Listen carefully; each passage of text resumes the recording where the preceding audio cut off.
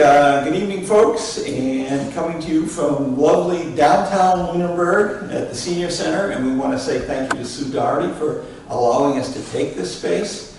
As you'll note, we have moved the meeting. We're now meeting at, temporarily until we decided formally tonight, but we've been meeting at 6:30 on Wednesday nights. And we did that in order to become more accessible to folks, because one of the things we've learned through this whole thing is that communications is really critical to the citizens of our town. And hence, it's also in a very accessible building. You don't have to worry about the elevator and you getting swallowed up by it. And so we're going to try and make it as available and as we possibly can, and communicate as much as we can. So, point of order, as the acting chair, you'll have to bring the meeting to order? Yes. Okay. Yes. But thank you so much. I need that queuing up, or at least a little bit. Okay, anyway, for those who have had a chance to read the agenda, I'll go through this, I guess, this mandatory piece as we first bring this meeting to order. Do I read this first, or do I? Yes. Yes, okay. This meeting will be held in person at the location provided on this notice, which is the Senior Center, Eagle House.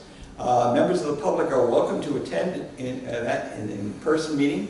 Please note that while an option for remote attendance and/or participation is being provided as a courtesy to the public, the meeting will not be suspended or terminated if technological problems interrupt the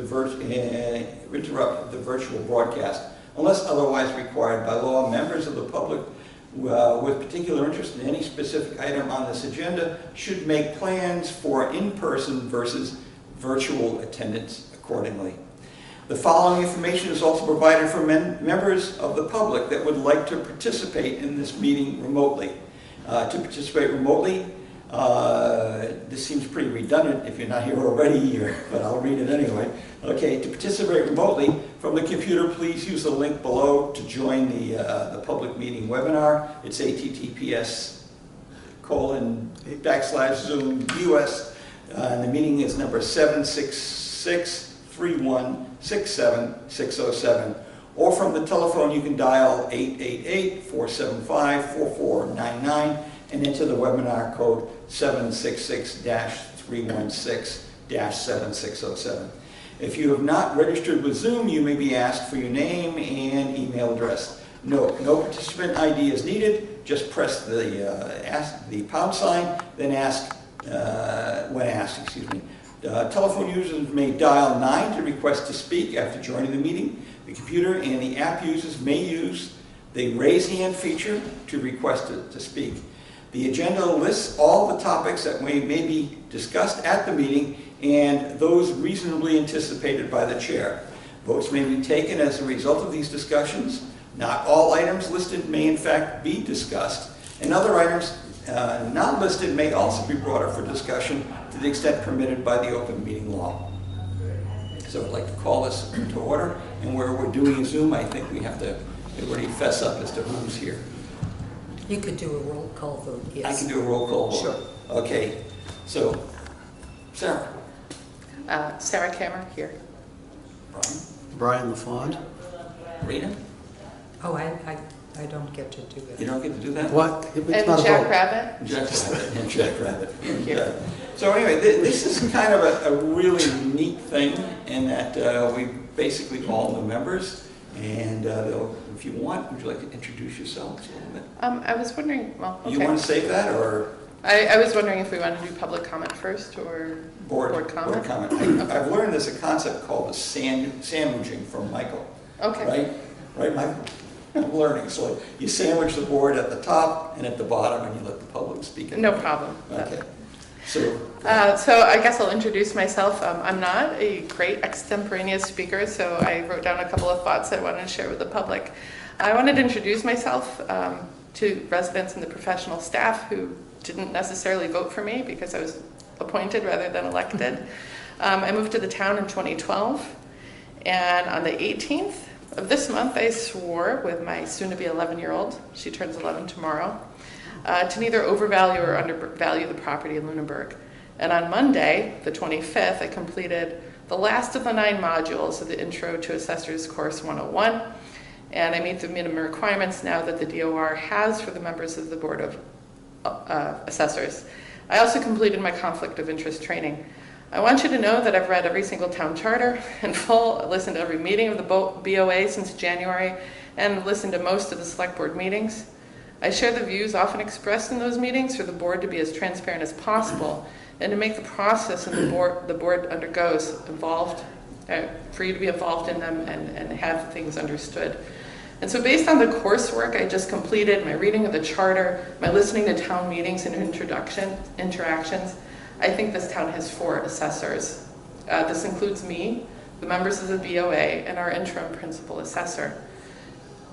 And here's how I look at it. Just as the planning board has a land use director, the select board has a town manager, the BOA has a professional staff that advise the board and aid in the decision-making process, with everyone's goal being that we assess real and personal property following the law.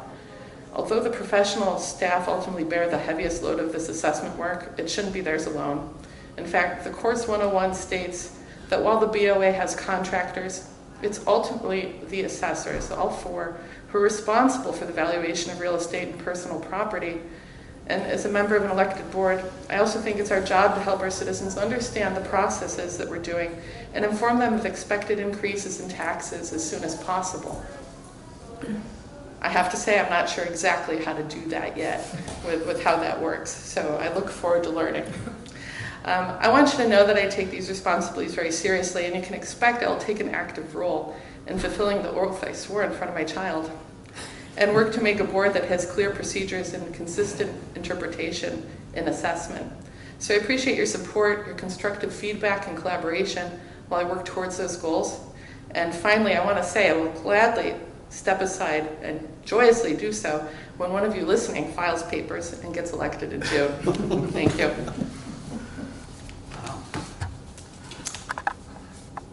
My name is Brian LaFond. I've been in town since 1983. I've been on several boards and committees for a sum total of about 20 years, including the Planning Board, Finance Committee, and I was a library trustee for several years. I know how town government works, if anybody knows how town government works, or how it's supposed to work. I volunteered to apply for this position because I felt that we are working for you, the taxpayers and citizens of Lunenburg, and without a full board, or at least a quorum for a board, nothing could take place, or very little could take place. I want to commend the people in the office, Rena and Sheila, for keeping us afloat. Thank you very much. And Mr. Rabbit for being the sole person out there shouting into the storm. I really appreciate all the efforts that have gone into getting us back together and to becoming a functional board. I too am all for transparency. I think that if we were to have afternoon meetings where nobody attends, then nobody knows what's going on. They'll read the minutes and go, okay, that's all that was.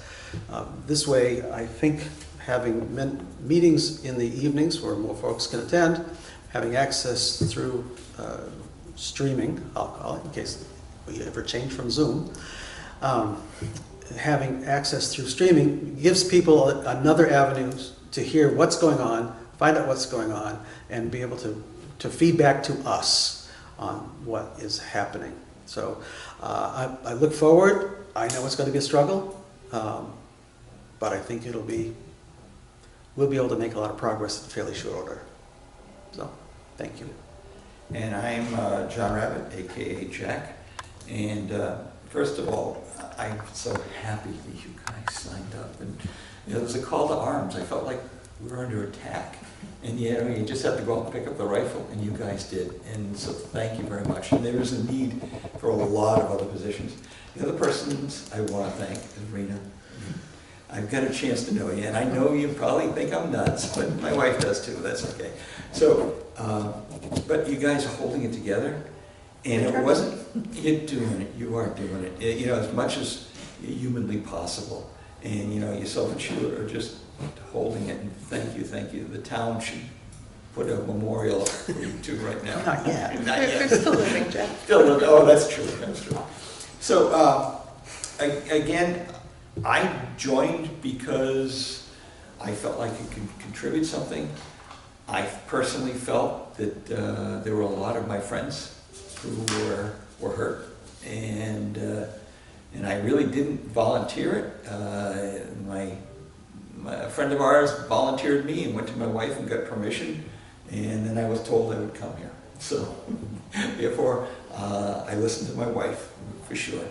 And so I think that the biggest thing I can do and help is to make sure that, like Sarah and Brian, make sure our citizens get a really fair shake in terms of what is the assessed value, and to understand the implications of what we do when we go ahead and do it, and share as much information in advance as we can.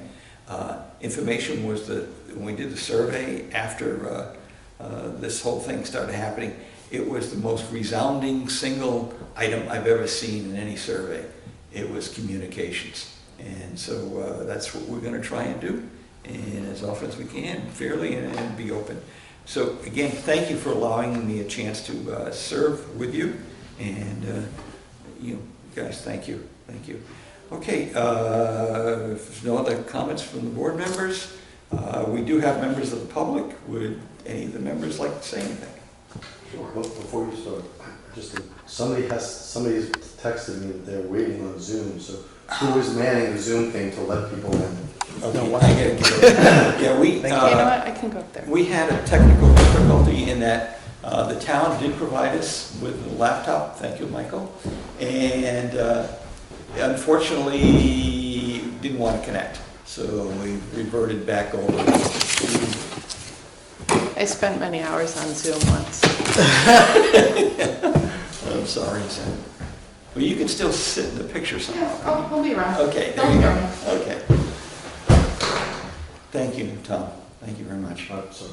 Yeah, I just can't see that far. You hear all the beeping. Is that what the little beeping is? I'll be attuned to that now. Yeah, I didn't hear it. I'll turn my hearing aids up. Okay.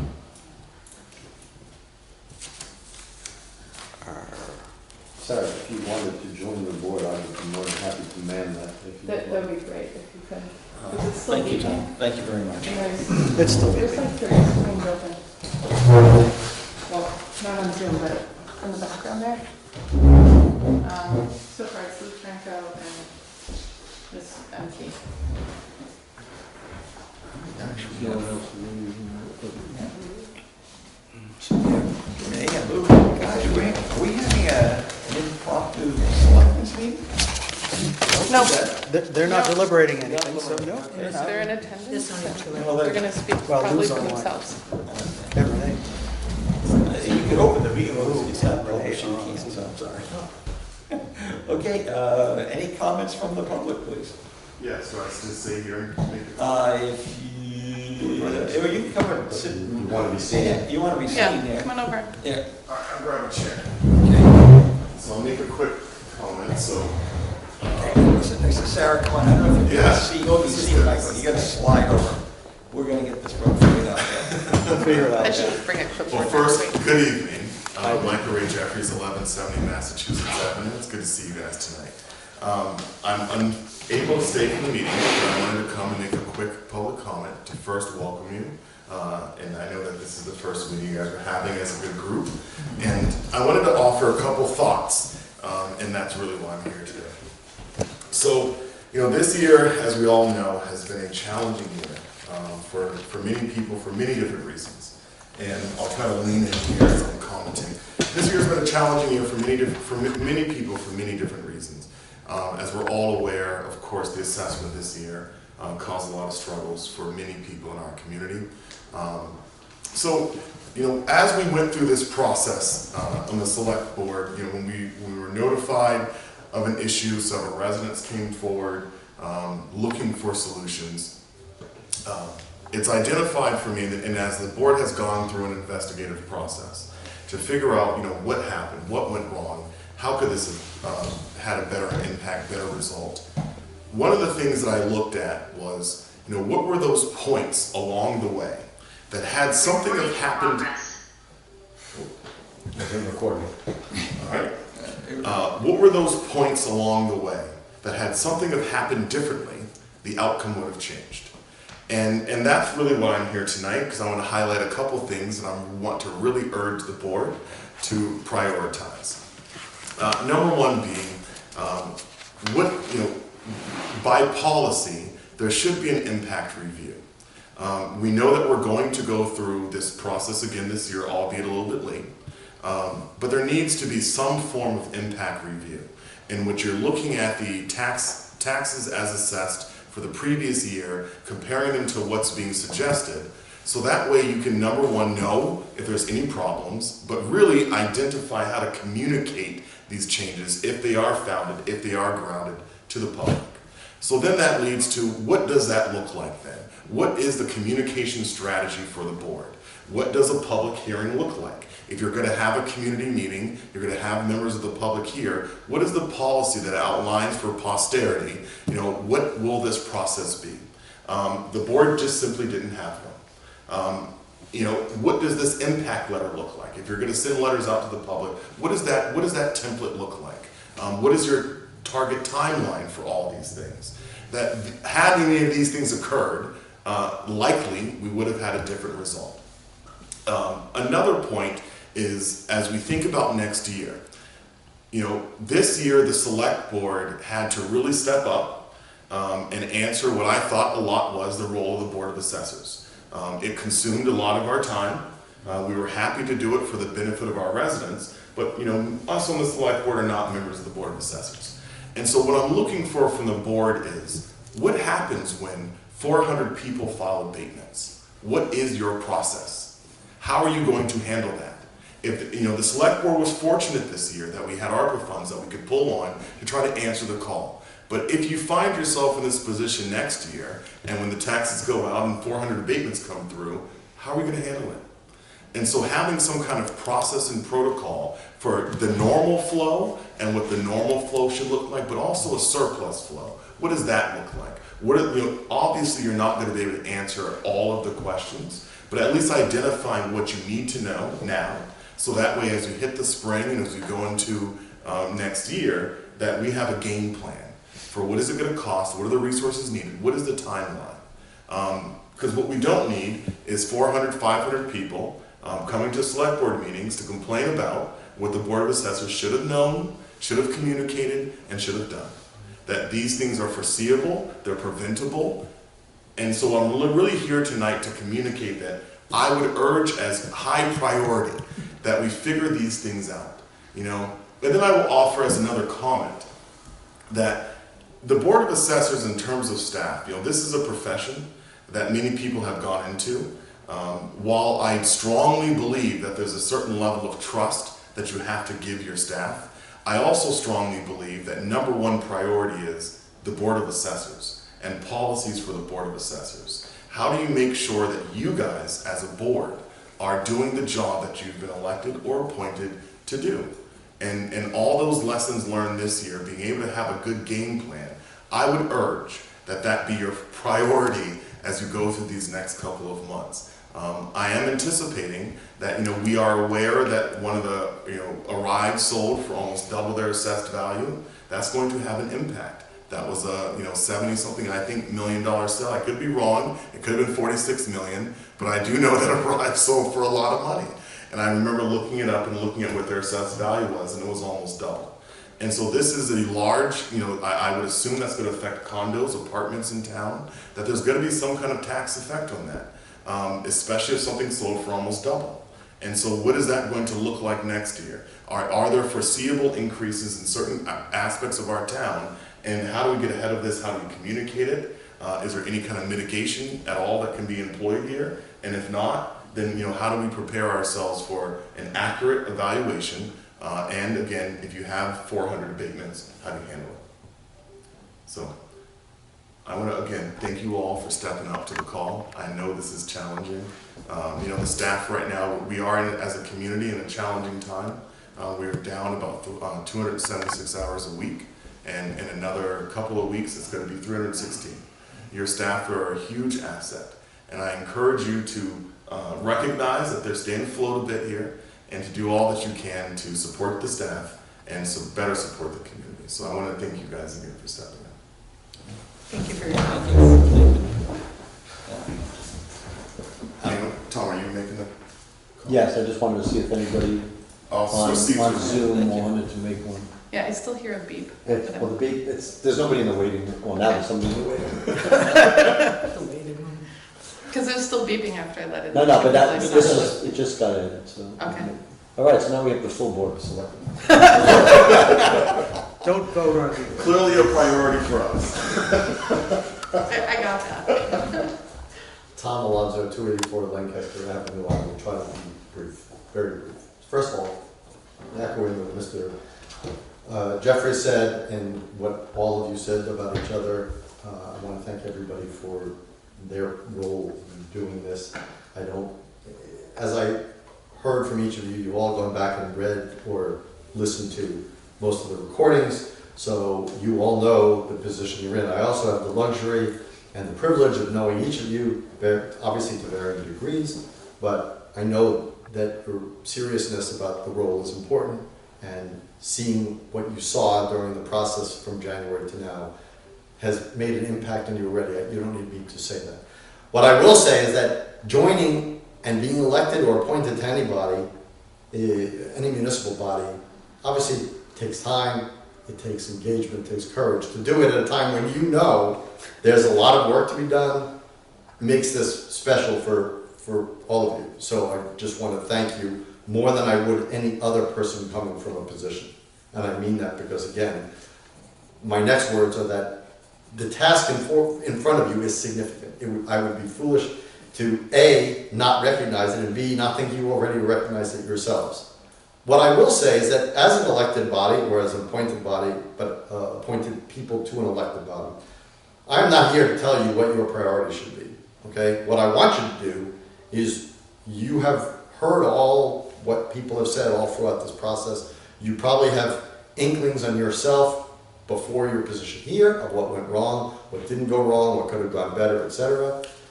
I would urge you to make a list, first and foremost, of all the things you think that need to be addressed, and then prioritize that list and address the ones you can. Because if you think from now till May, when there's going to be an election, you'll solve all the problems, that ain't going to happen. Okay? So if you can knock off the most important ones, that are ones that are most forefront, maybe they have to do with the 5-year evaluation, maybe they have to do with overall policies. I mean, whatever it is, just make the list available to the public and prioritize them. And then focus on those and don't get distracted from those unless something really urgent happens. The other thing I would say is it's important to act as a unit, that your votes, even if they're many of them, some will be 3-2 and some will be 2-1, that you go forward with those votes and don't spend time revisiting old things, and you go forward and speak with one voice, and then answer to people. I think one of the things that has became true, and I think Jack, you said it about communication, the silence of the board during this in the beginning months was very problematic, and it probably went to exacerbate the problem. I'm not saying they may not have had reasons, but I do know that the lack of response made people more anxious and angry that they weren't getting answers. So those are the only things I would have. I mean, you have to be your own guiding lights. You're all very smart people, and you know how this works. So I wish you the best of luck, and I would offer that any time you need help from the board as in its entirety, or you have questions for any of us individually, reach out to somebody and get those answers. Thank you. Thank you. Any other comments from I the members? think we might have. Anybody Comment on Zoom have a public comment? I will wait 10 seconds to see if I see any hands go up. Seeing none, I will say that there is no public comment from the public. Thank you. If the board would just entertain me for a moment. I just want to say that we need to be just forgetting about the past almost, learn from what we've done, but let's just move ahead. Like when we tell our kids, when something's broken, don't cry about it, let's just go fix it. And we know that based on what Michael said and Tom, that it's all about how fast we can move and stay focused. So I want to say thank you to the selectmen for coming in and participating and giving us some really good guidance. And I do want to say thank you very much to the selectmen for helping steady the town as we went through this whole thing. You guys did a good job. And I so appreciate this opportunity. So anyway, moving ahead, if there's no more public comment, I would like to bring up the first topic, the reorganization of the board to elect a chair, vice chair, and vice chairman. And before we start that, I would like to make a statement, if it's okay. It would be my intention, if you folks did nominate for chairman, I really don't want to be there. And it's the same thing, when I was on conservation, I turned that down, and because it's not where I feel I can make the best contribution.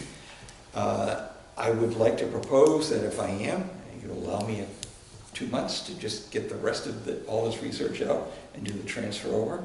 And I never anticipated, by the way, that Sarah, you would kill it like this and get those exams. It took me 4 weeks. You did it in 2. Maybe even less. It doesn't matter, let's move on. Okay, but anyway, what I would ask is that you allow me, if you do, that I will plan on stepping down and not out, not off, but stepping down as chair and moving it over. I fully recognized that I agitated a lot of folks. I fully recognized that I was on that other side, and that I probably created enough of resentment, even within the town employees, that trying to move ahead would only remind people of the past. I don't want to do that. I just want to go and fix it.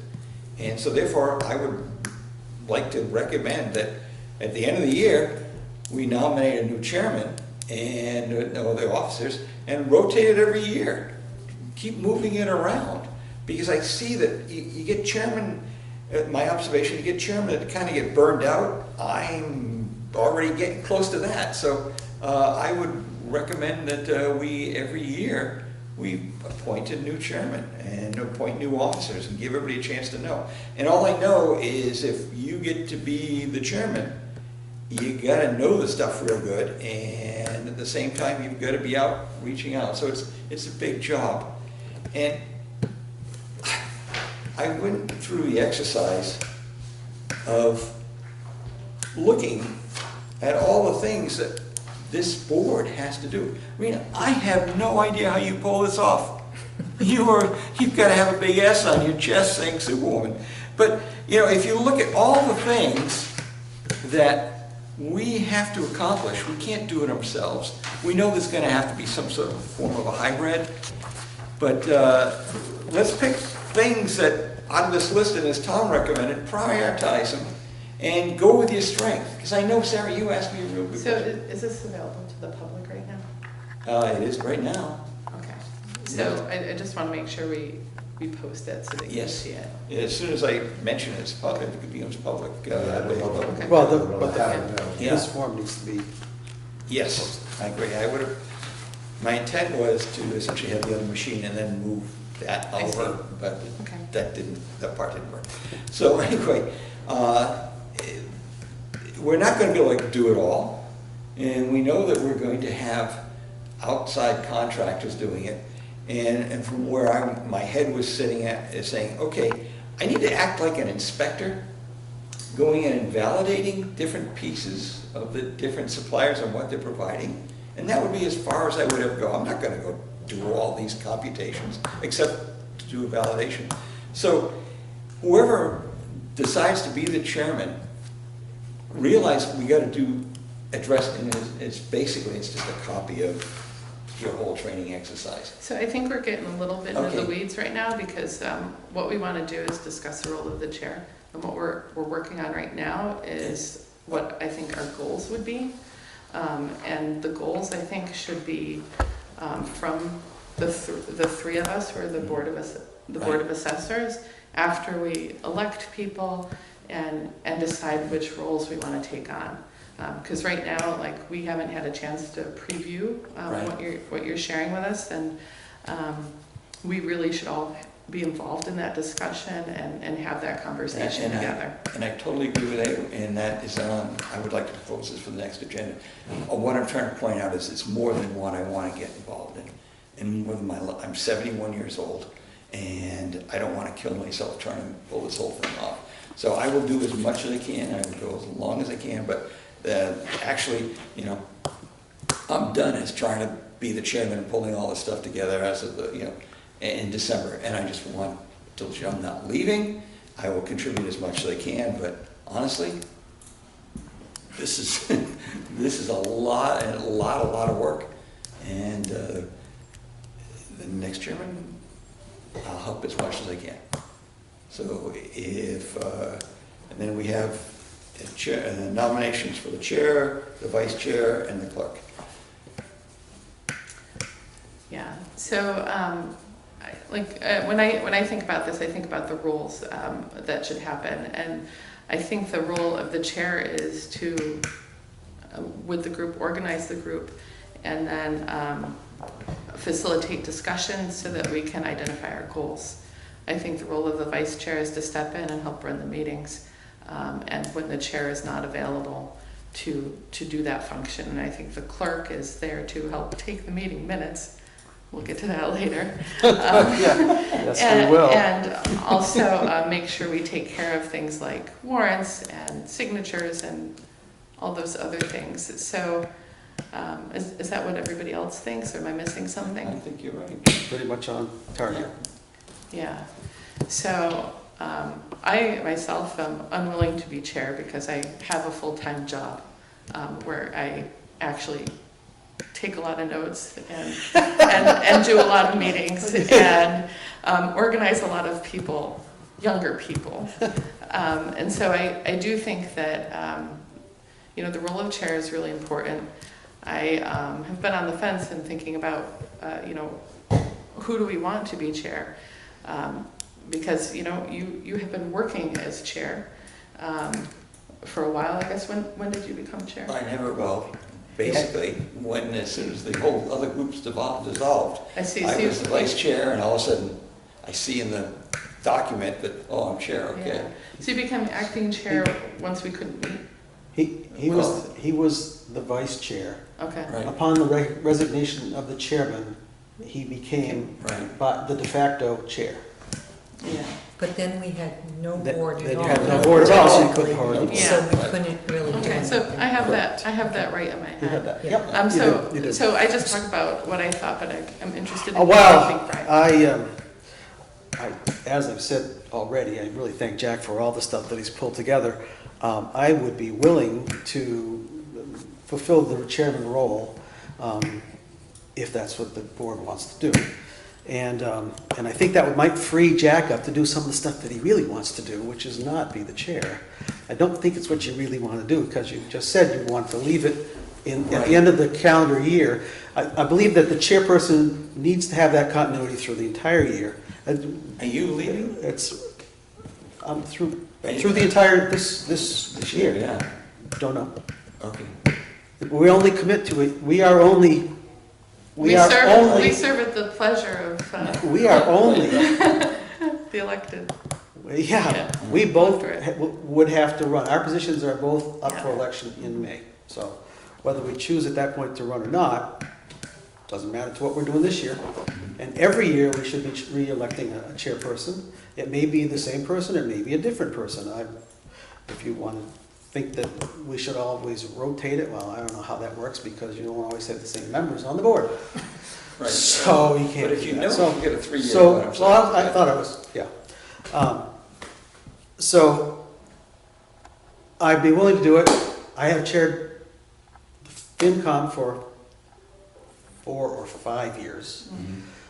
So I know how to be the chairperson and sort of make sure that all the work is done, that all the agendas are ready, that the minutes get done. And I really think that that's a big, unfortunately, that's a big piece of the job, as well as coordinating and facilitating all the discussions, facilitating the meetings, and I'm certainly willing to do that. So if that were the pleasure of the board, I'd be happy to do that. So, I've thought a lot about this, and I've listened to Mr. Rabbit just now, and also to you, and I would like to make a nomination of Brian LaFond for chairman. Since it's like In order to be unanimous, I would second that nomination. And it's all yours. Good luck. Jane's going to be very relieved, by the way. She was telling me I should be resigning, but that's Well, different. I would like to nominate you also for vice chair, but I think we should You do it in first order. talk about, Yeah. you know. So all those in favor of Well, Brian for chair? Any other nominations? We probably have to ask for nominations. Since we don't have any. Well, Sarah's made it real clear. Okay. That she doesn't want to go there. Yep. And you're Yep. anxiously volunteering. Anxiously. Well, in any case. And then, as far as I'm concerned, if I'm not doing it, I'm happy, right? It doesn't mean I'm not going to continue to be the pain in the butt, or it doesn't mean I'm going away, or I'm not going to be pointing things out that, Right. ask anybody, I don't roll over and play dead. Well, But, we want you here doing those things. Right. yeah, so I'm going to lose more friends. But in either case, I am more than happy to second that. And I would like to call for a vote right now because I have no desire to nominate myself. Aye. Aye? Okay, unanimous. Would you accept the nomination of vice chair? No. No? No? Okay. It's you. I will be more than happy to take the minutes You'll and have things to do like the that. minutes? Yes. In fact, I sent you guys a piece of software that would probably help us a lot, right? And I don't know if you had a chance to look at it. I haven't yet, but I did see that note, and I will be looking at it. It's an AI program. I can definitely look at it for next Yeah. meeting. I didn't have time. So Uh-oh, Rena's pointing out something. if I'm now We need to the chair, I just wanted to know, you don't have, anybody does not have to worry about taking minutes. We have somebody that does that for us. Okay. She watches all the meetings, Okay. because Sarah, Sheila got so far behind yes. Okay. that Heather got us somebody that watches all the that's tapes and fantastic. takes all the meetings. That is. So nobody has to worry about So that. there is That's great this news, Rena. part Thank you. that none of the members were here to sign off and approve those minutes either, right? Well- So I looked, Well- go Really? ahead. Let's finish Let's this finish Okay, business. so- So I So believe I would like to I heard a nominate nomination, Sarah yes. as vice chair. And I will second that. Well, you won't do it, so I'll accept. Aye. Aye. Thanks. And I'll And nominate no- myself as secretary. Nominations for clerk, I think it's I called. Okay. nominate Jack for, Yeah, well, that you can is- self-nominate, I Yeah, think. that's probably. I second it. Okay, thank you. Okay. Aye. Aye. Aye, so We're all official. set. I don't, yeah, I'll let you run that. No, we're Okay, so I will, I believe I get to finish this, and then you own it for the next one? finished The what? agenda? I don't know. The agenda? If it's, Well, humor me anyway, how's that? I'll let you take the lead. Oh, God, thank you. So, okay, here we go. The next part of it is discuss regular meeting schedule and next meeting dates. I believe that, Rena, you can make it on Wednesdays, is that only No. one No. Wednesday a month? Only one Wednesday. Is there another day? How is And- Monday free? Monday would be great, that's what I initially asked for. Monday works for me. Monday would work for me. Is Is 6:45 okay? That is fine. Okay, sorry. Does anyone know if Sheila might be available on a Monday or so? Sheila works 2 jobs, Yeah. so, and now that she doesn't take the minutes, She would, I'm sure, maybe once a month if we needed her for something, she would come. But she's working 2 jobs now, and the nights overlap, so she can't. So, okay, She can't do nights. so she might be able to do one Monday every now I and then. could ask her about Okay, it. that's, it would So- be great if she could, because I think it would be best to have her available at least sometimes. Yeah, And especially on the, any meetings that you might not make, that would be really important, I Yes. think. yeah. Make sure I have Rita, you stuff we will need to be able to sign. bring in the things that need to be signed? Yes. Okay, in fact, we gotta get those going, right? So- Yes. And I would ask too, we've always done the agenda and anything the board wanted added to that. But like all the things we have to sign tonight, fortunately, there is something on the agenda that's usually, I don't know if it's on here, it's on most agendas. It's a little statement that says, in any unforeseen things that come before the board. Yeah. Do you it's- have that it's on in board there. with your agenda usually? I think so. Most We boards don't, we do. don't have that on the board, but we have things, if there are legal documents or signing documents, you can put that in as a catch-all Yeah. for any documents you have to sign. Right. Yeah. And if you do have a listing of them specifically, you can list them, but if you don't, you can slot it on the agenda. Right. Yeah, and just because Sheila and I know what needs to be signed, what has come in, and then anything, you could just let us know what, So, anything you want added to. so I'll work with you on the agendas, and then we can make sure that the board has their input Yeah. to the agenda. And just so you know, for the 6:45 on Monday, it's because I have an obligation that ends at 6:30, but that ends in December. So I could potentially go a little bit And earlier. it's not a long commute? No. Okay, that's all I want to know, Dutch. Would it be easier just to go to 7 for a while? The 6:45 works for me. And then we get like And- 15 minutes Yeah, it's And just, the earlier it is, Yeah. the sooner some folks get home. Yeah. well, I'm just wondering, do you have any babysitting requirements, Rita? Before Well, again, Every the day? Is 6:30 or 7 preferred? No, my Tuesdays, my daughter works till 7 at night, so I have to go around and pick up all the kids Yeah, from their after-school programs and stay with them till she gets home. Wednesday nights, I have an obligation, and some Thursday nights, she has to go to board meetings. My daughter works for the Board of Assessors in Chelmsford. Oh. She's the assistant assessor. So, she has to attend some of those meetings. So Monday would be the only night. That's basically Easiest. been my night, but Well, so I believe we have a proposal to move to Monday nights yes. and at 6:45. Now, we didn't talk about monthly or bi-monthly or twice a month or I think anything.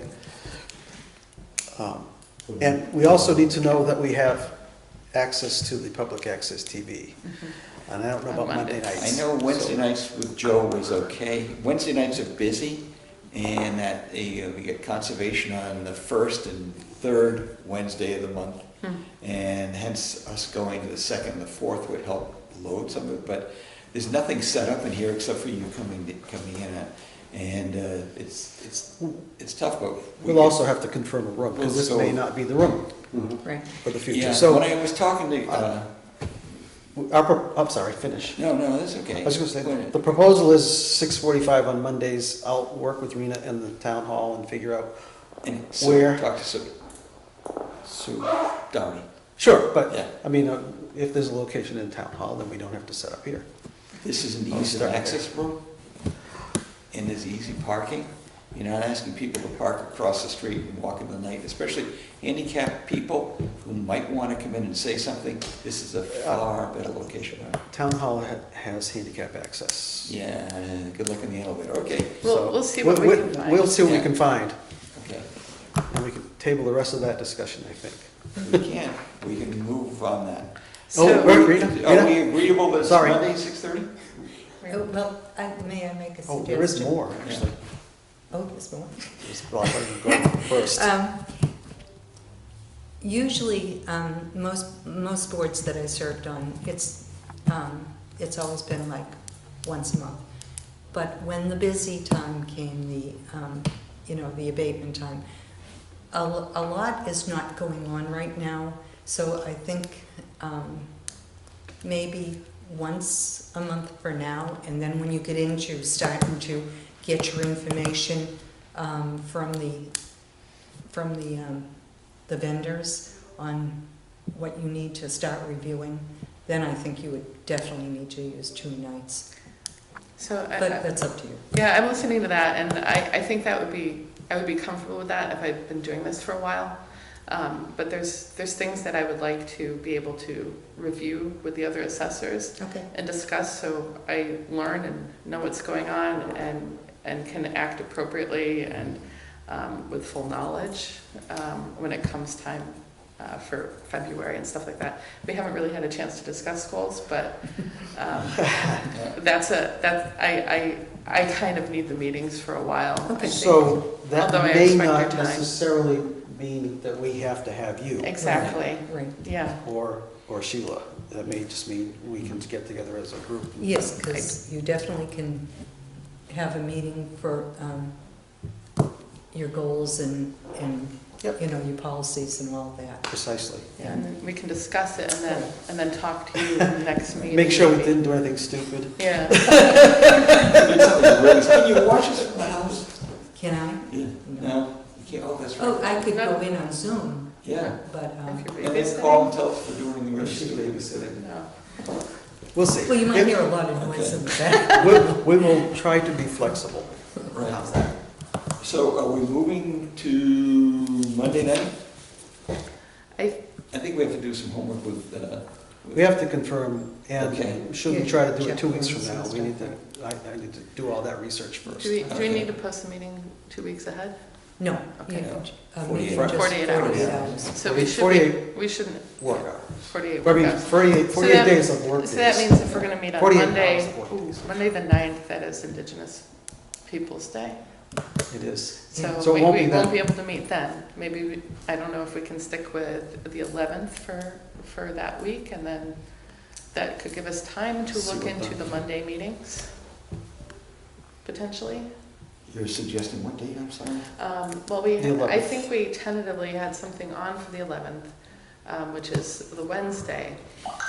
But the 9th that we would want to move to is a federal holiday. Yeah. So I don't think we can meet then. Which No, means. we couldn't. I thought we were, actually, I was saying the 2nd and the 3rd, and that would be the 16th.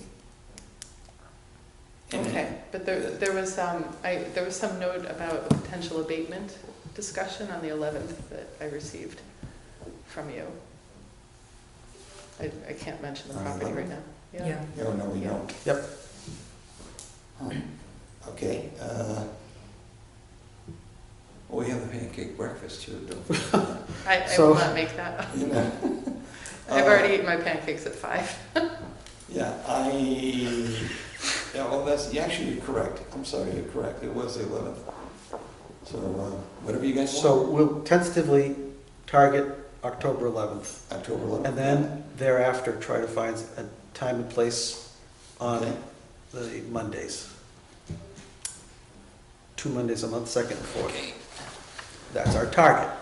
That'll be Wednesday, the 11th.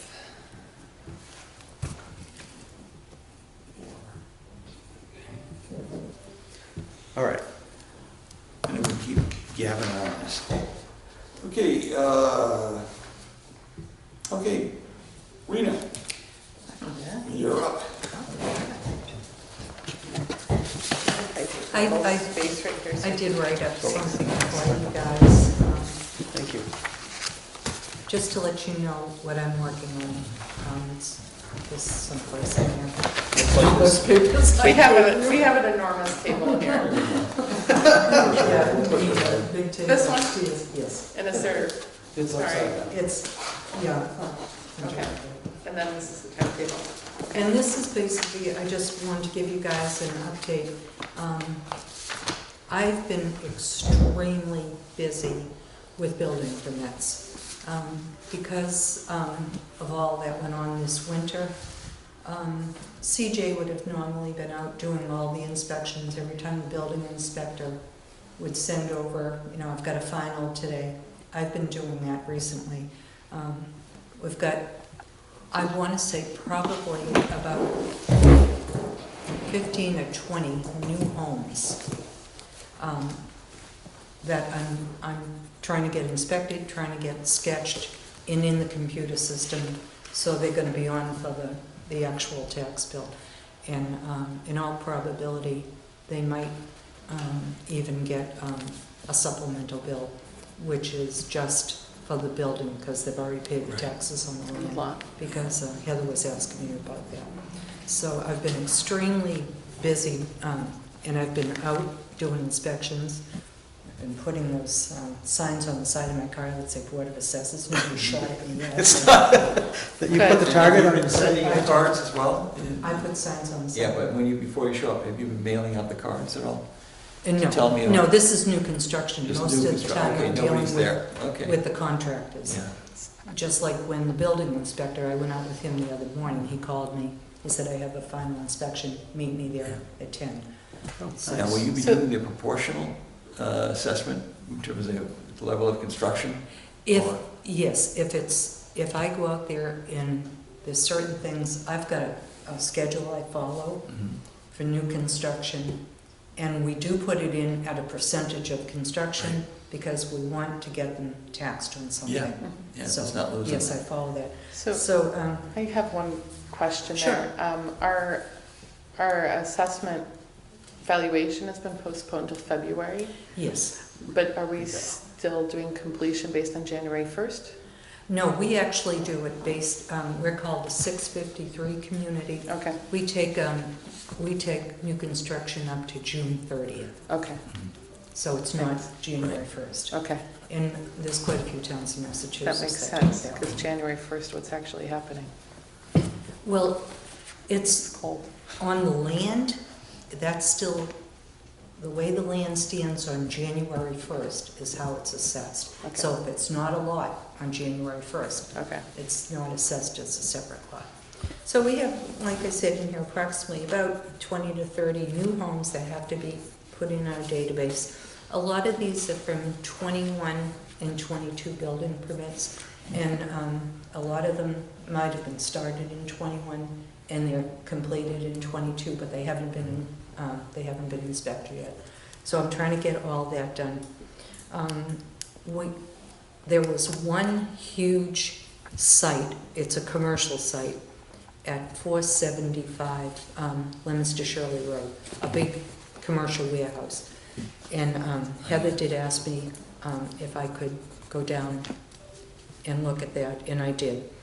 And I talked to Adam, the land use, and he made some calls because I didn't have, the plan didn't have the exact square footage. Turns out it was 372,000 square feet. It's a huge, big, empty warehouse. But it's not finished on the inside. The outside looks beautiful, but it doesn't have tenant fit up yet. So they're waiting to finish the inside. But by my schedule, I have it at 70% complete, which means it's gonna bring in valuation about $13 million on a piece of property that was at like $175,000. So that's, big deal. that's gonna be some nice growth for the town. Yesterday, we had a kickoff meeting, and it was by Zoom, with Vision. It was Vision, Nate Kramer from MFS, Heather and myself. And it was just mostly so Heather wanted to see who we were dealing with. She met Mike Torillo, he's our project manager. I've worked with Mike for the past 30 years. So Mike is our project manager, and he and Nate were talking about, who was gonna do what. The two of them were actually talking about starting to review all the sales, which is the first part. Yeah. And on that piece of paper I gave you from, That's right. no, there was something else. This one? Yes, I made a copy of that, so you could see, Right, I've got that. Okay. Okay, but comparing the dates. yeah. Sales So you could analysis, get an 9:15. idea Yeah. of, how Vision is gonna do this. And part of the discussion with Vision focused a lot on doing, when we get some numbers, when we get preliminary certification, putting it all on the website. And that's the way I had always done it in the past. We would get our preliminary values, post them on the website. There's usually a 30-day window before you get final certification, but in that 30-day window, it gives people a chance to see what their proposed values are. And we talked about maybe doing impact notices, which is usually required by the Department of Revenue during a reval. Okay. And an impact notice, it doesn't have to be a personal, letter to everybody. It could be put on the web. It could be one of the things we used to do in Groton. We used to do printouts, all the streets with everybody's new value, put them at the library, put them in different spots in town that if people want to go in and look up their new value prior to, if the town hall was closed or something. But on the town website and whatever else we need to do. I just want to make sure I'm understanding this. It'll be up on the website. We hope, yes. We hope. And they're working Within on a 30 new days. website. Within 30 days, it becomes final. Preliminary certification, it usually, typically in most communities in a reval year, your preliminary certification is usually in October. Mm-hmm. So you can have your classification hearings in November, December. Mm-hmm. And it's usually 30 days. It usually takes about 30 days for the DOR to certify your values. Right. Depending on how many communities, are up for that year.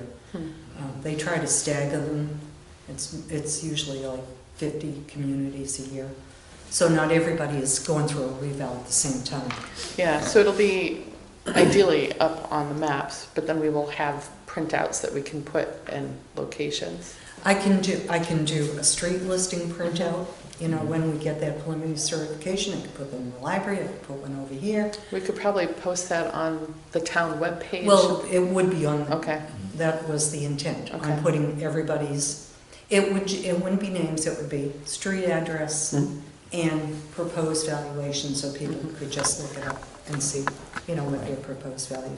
That was one of the big things we, Nate and Mike and I, Heather talked about. The importance of that going this year. Now, to answer the question is that we will not really get that back from the DOR till according to this Well, plan, from this February? Yeah, because Yeah.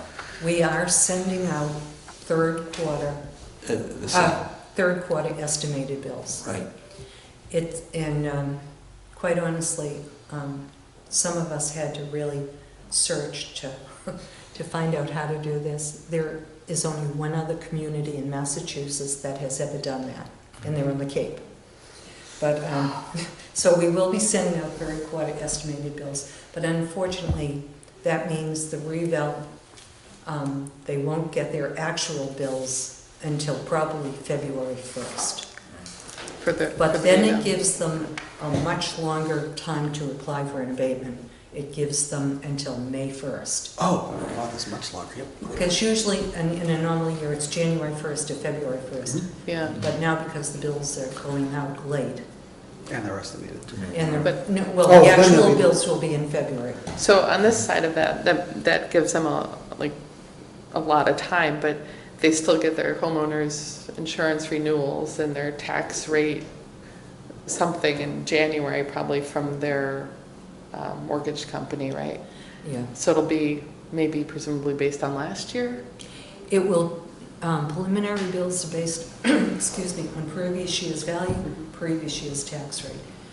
And if there is any increase, unfortunately, they're going to see it all in the fourth quarter. Right. Okay. Do we have Buckle up. any idea about what that is? No? No, and that Nate and Mike Turl were discussing yesterday. They're both going to start reviewing all the sales. Okay. to see where we are. We have to, by state law, use a full calendar year of sales, Right. and Yep. it's June, well, you guys just took that, so. It's still fresh, but you can remind us. You can remind us for the Yeah. listening audience. Yeah, typically it's January 1st, so this year it'll be February 1st. And so that was our kickoff meeting with Vision and Nate Kramer. Nate Kramer at MFS is the one that did all the inspections at the lake. That was his company, not he personally. Right. Yeah. Right. He had 2 other people. There were 3 of them. He was one of them. Yeah. Just to catch you up on what we've been doing in the office, among other things, is we've sent out all the I&E forms, and we've actually gotten a lot of those back. Those are all been sent out.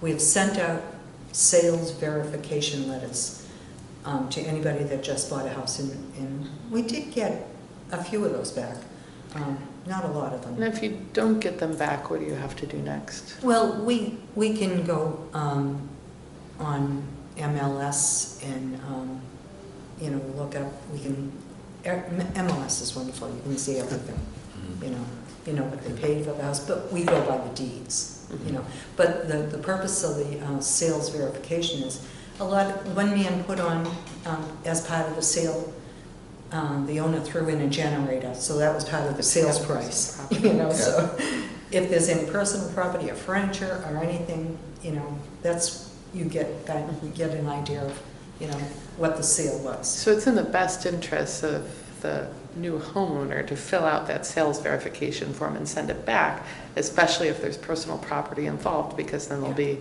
assessed lower. Right. And typically, what I used to do is, and again, this is when I ran my own office, I did all my sales inspections myself. I sent out the letters, but then I would call people up, I'd like to come out. I didn't get to see a house when the the building inspector signed off. And most people were pretty reasonable. But in anything that I went on a building permit, on sales verification, any inspection, you can count towards your cyclical inspections. And fortunately, we're kind of ahead of the curve now on a cyclical, the 10-year cycle, because CJ had somebody going out. He had a contract going out. And, of course, Nate's company did, 440 houses. Right, So so- there's 1 year's worth of inspections right there. Yeah. So we're doing well on that. Hey, Rena, if I could just ask a question. When I was talking to CJ, and I was asking him, how are we doing with regard to the post-sale inspections? And he goes, honestly, Jack, I haven't had time, I haven't touched them. And is that a gap that we might have? Or I don't think Nate got all of that. No, and that's why I sent out all the sales verification Right. letters. And, It still requires a verification, doesn't it? yeah, but, I've been, looking on MLS and, And I know Rich was running with you, going out to looking at some of the... that was during abatement time. Yeah, Yeah, he did go out a few times with me. right, okay. I thought he was a member of the committee that was going out to, I think half of it was just act as a bodyguard. Because there was Well, we were going to the lake. The lakes. No, We're not evil people, we're not evil people. No, Rich, when I was here before as the intern, this is my second time as the intern, never stayed that long before. Rich would go out with me to do abatement inspections. So, and it was always good to have a board member on inspections. So. Yeah. Um, But now you have your little sign and your little sticker, so are we I sending made letters it to in folks last that the date that we're coming out, or? No, because I've sent out I've sent out all the letters, but once somebody moves into a house, there was one house, I don't remember what street I pulled up, and I took photos of the outside because it was new. Then I went back and found out the sketch wasn't in, so then I went into the building inspectors and got the sketch and drew the house in.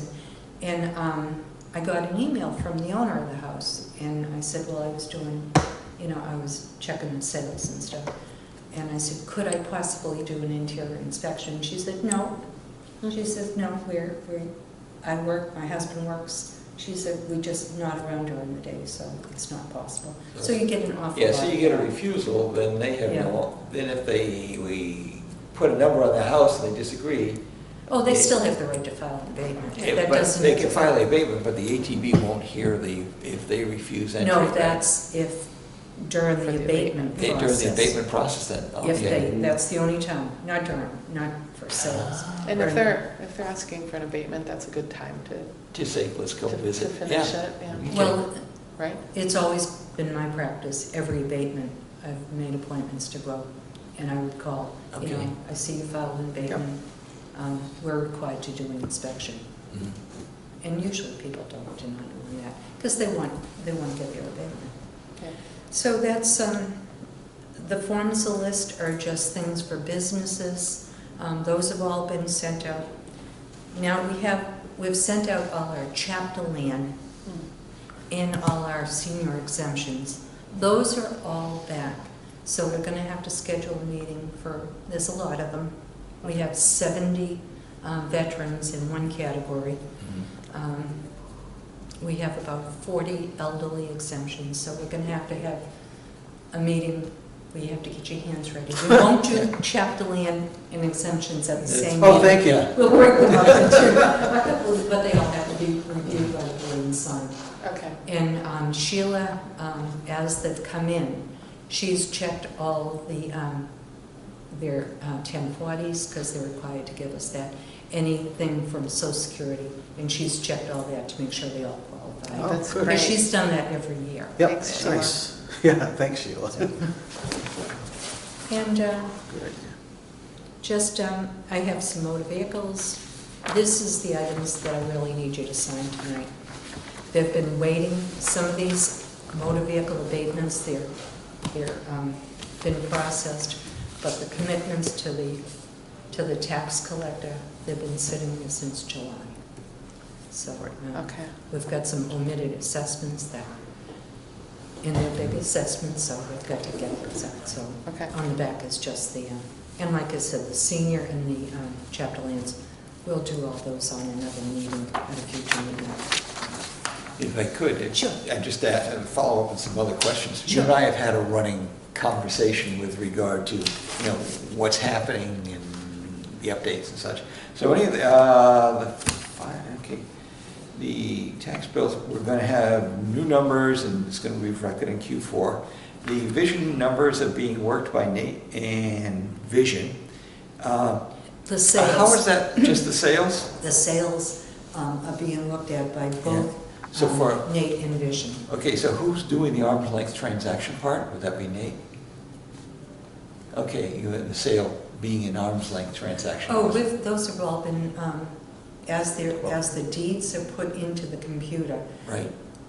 Sheila reads through all the deeds. Mhm. So if it's a family, it's coded out, they get a code on it. Yeah, So all the arm's length transactions are just there. Wow, so And- Sheila's been reading and verifying all of those. She does. She does. She Okay, so- looks at, because we don't get a lot in at once, you Oh. might get, a couple a of few times. on. And she does, she reads through them, and if she sees it's because of a divorce or a family, Mhm. she codes it right away. So it doesn't go into the Oh, the so mix. That's They code it out. fantastic. So Nate was actually able to disqualify some groups of people last time around because they weren't arm's length. So Well, where did we that was fail? his, I think he thought some should have been left in, Mhm. and that's when he was trying to get the numbers for the lake Right. property. He's not gonna do that this year because he's gonna look at the sales to see what Right, it sold. straight sale. And, what's going to be happening with the land. But as far as the coding, CJ had done a lot of the coding prior to leaving. Sheila had done almost all the coding, but there were a few things that I coded with a P code, which means it's a change of use after the sale. In other words, when it's a house on it now that wasn't there before. So those are P codes. So all those have been.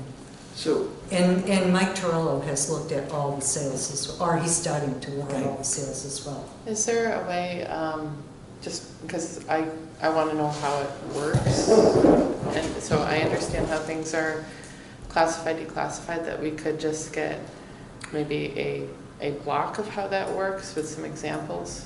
Yeah, Like what the codes are and. Yeah, I and just so could we give can- you a copy of what all the codes are. Yeah.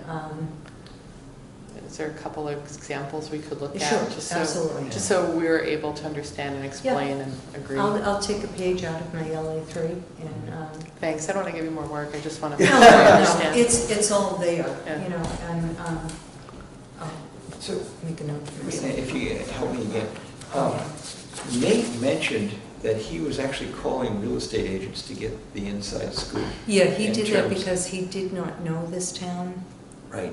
Does Sheila know, well, he asked the question, did you make a sale agreement prior to it coming up on market? And without talking to them directly, I don't know how they would, unless they talk to the agent or something, how do we find that out so that we can take it off Well, out of the comparisons and things? on the sales, you know, if it's from a builder to somebody, you know, it's an arm's length sale.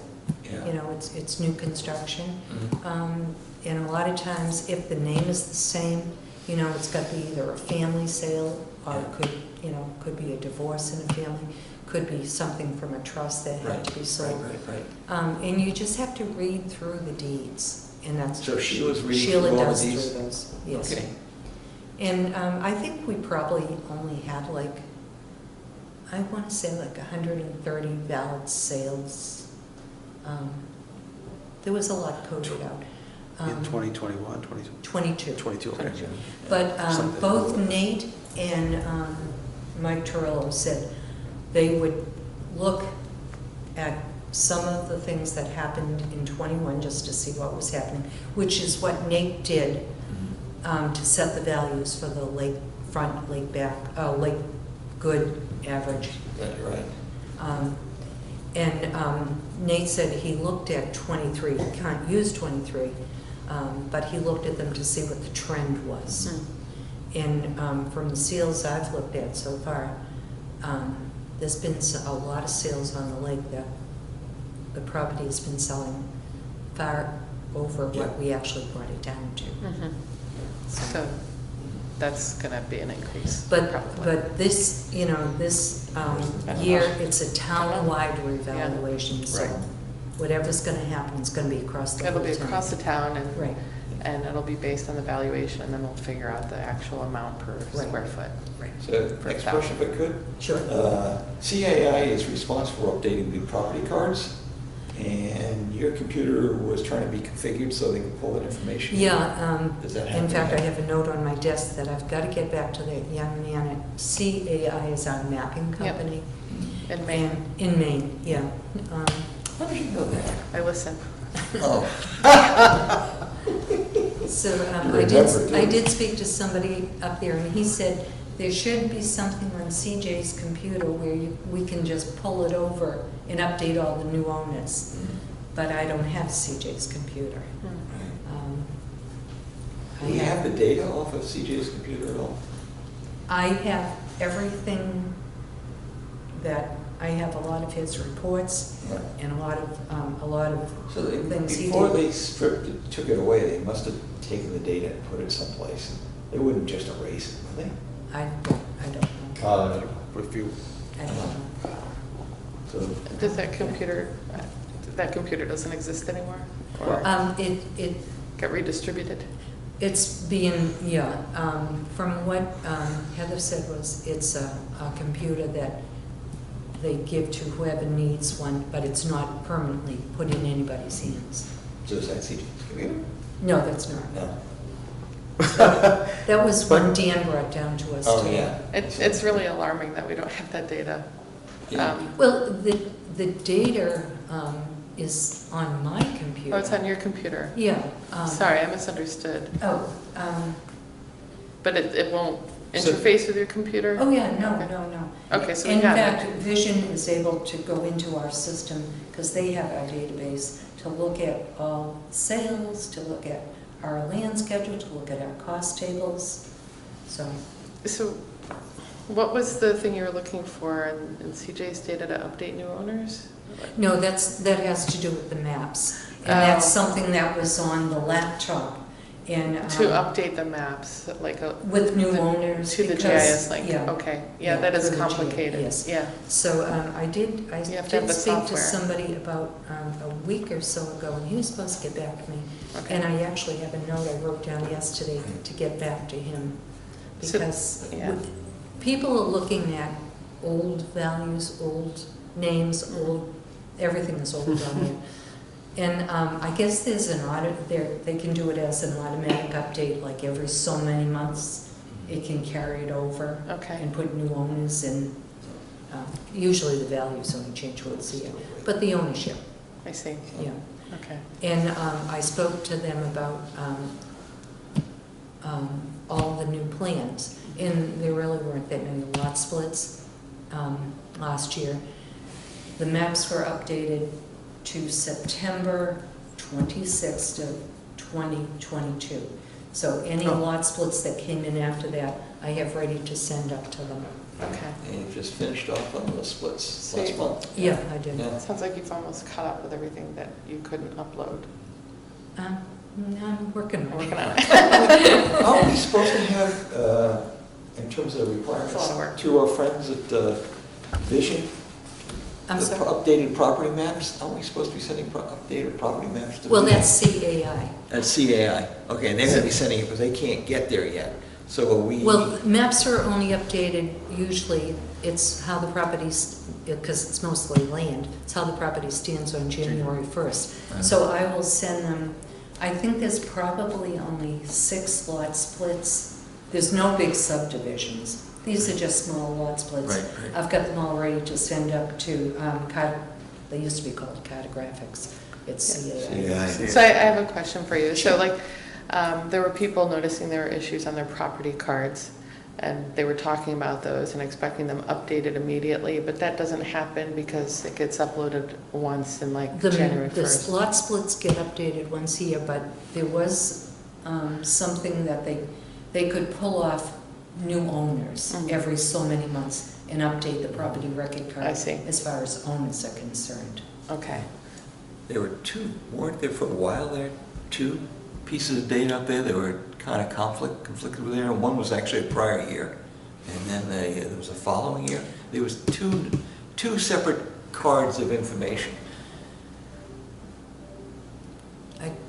I don't know. Okay. I'll go check to see if it's still there, Yeah. but there were two of them up there, and it was getting somewhat confusing for folks. But most of the cards are updated now. I guess I'm just trying to, yeah, Yeah. okay. Two- So if people are still experiencing problems where they see their cards are not correct, But They should- that's that's the online stuff. And we tell people, Okay. the card's online. If you need a copy of your property record card, if you want to know, just call us. We'll either send you a copy or you're welcome to come in and pick one up. We'll print out copies for anybody. so online is mostly accurate, but in the cases that they aren't, they should contact you and get a copy, And it's mostly the ownership. mostly ownership. Does it incorporate, someone called me up and said, There's hey, my no new old houses. new assessment values weren't reflected in the card. That's part of the problem, because Yeah. it hasn't. I think that was part of the program, that every so many months it was pulled off of CJ's Mm. Vision And and that's put what, into CAI, Mm, and that's what I've got to work on with. I okay, see. so, and Dan is Okay. helping you with that? Is that what's happening? Well, I told, I think his name was Michael from CAI. He said, we can install something on the same thing that CJ had. He said, and if you Dan said he would help with it. Uh-huh. And then be able to get the data from someplace, we hope. On On your machine, so on your my- machine's got it, yeah. okay. Well, Good. my machine, Sheila's machine, Yeah. Yeah, you know, they're both all Okay. updated. okay. Any tents, whether a month, 2 months, do you think, or any How sense long? of timing? Whatever. I'm not sure, Yeah, yeah, that's always the best answer. yeah. We're not Well, sure. until you are sure. What's another? Just- Hey, just another thing, RRC, they were doing the personal Yes. property assessments. How are they doing? They're great. They've Yeah. been out, they've done all their inspections, Uh-huh. and we will pull their file when it's time. Okay. Any new businesses, any new equipment, any old businesses, their file is ready, it's all updated. And then we just download it into our Okay, database. so they're all set for the year? Yeah, they're all set. Okay, good job. Nice. Yeah, good. They're a great company. We're gonna just put a star next to your name right now. Good job. You're a teacher, aren't you? Yes. Okay, Nate was working on it, working at the sites in terms of new growth.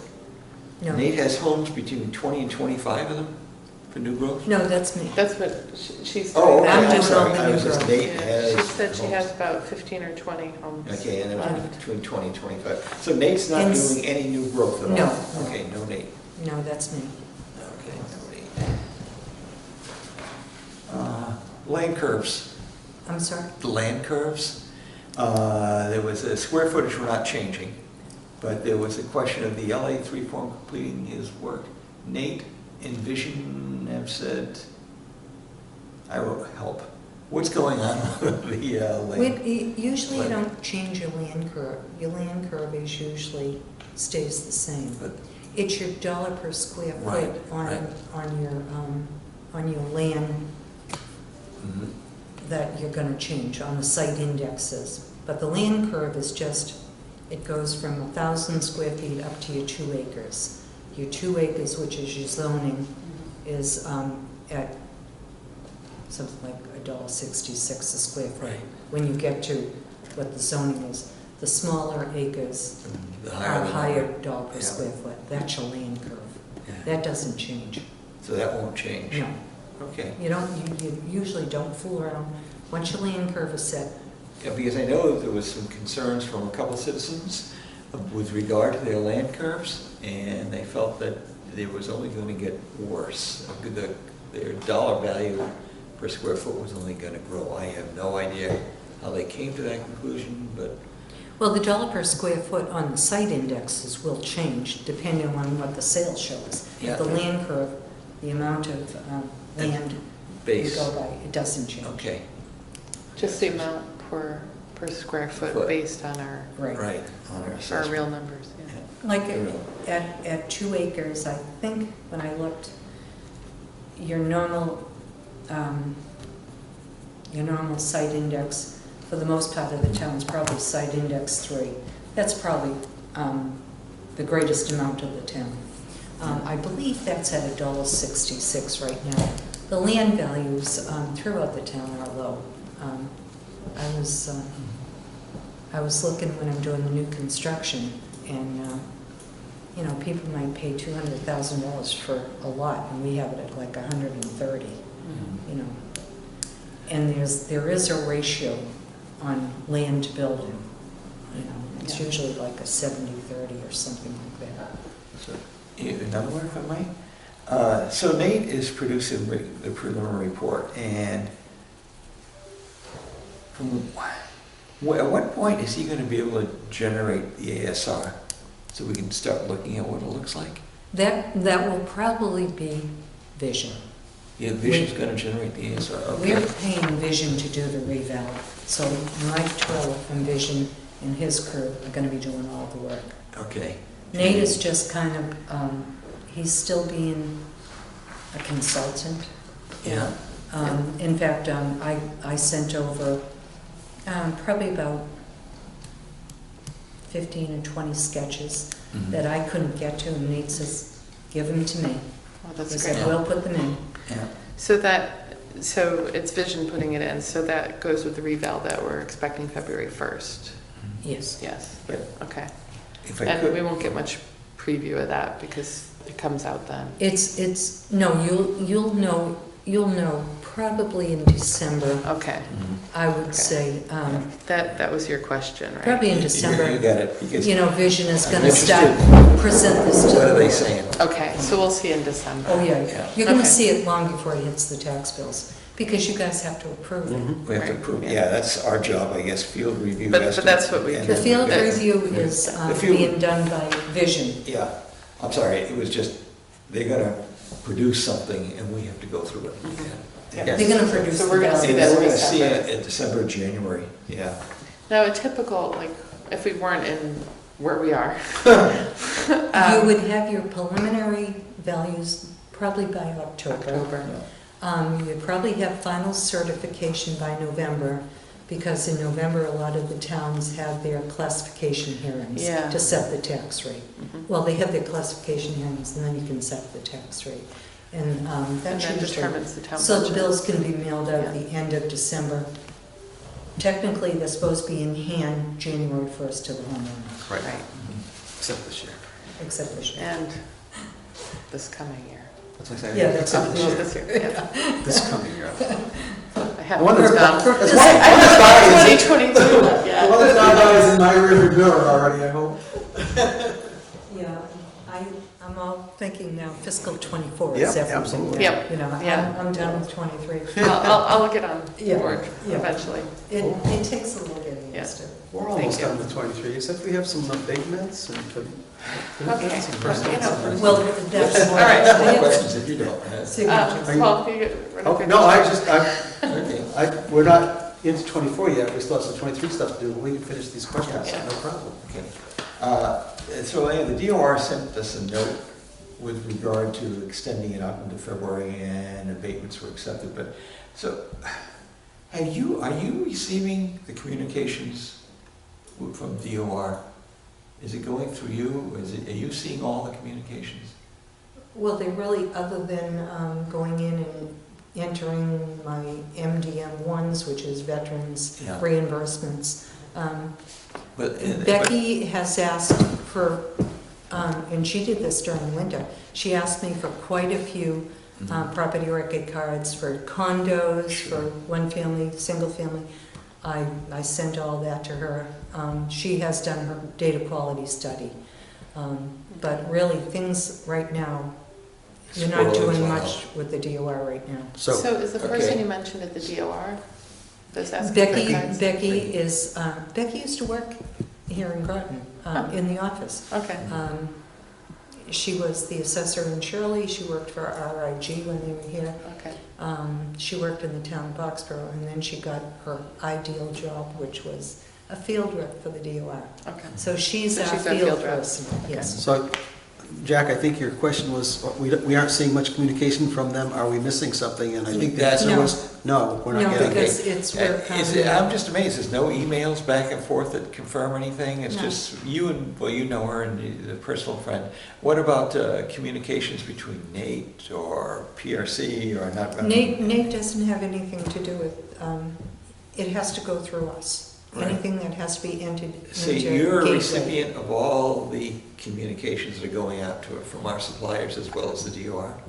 Well, we haven't really had, other than Becky saying, you know, I've looked at this, I've done your data quality study.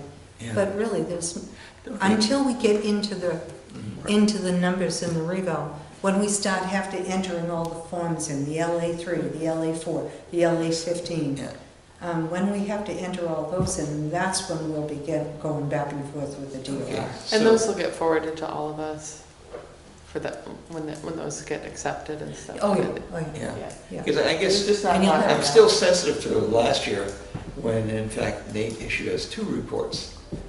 There was a preliminary report and. But that had nothing to do with DOR.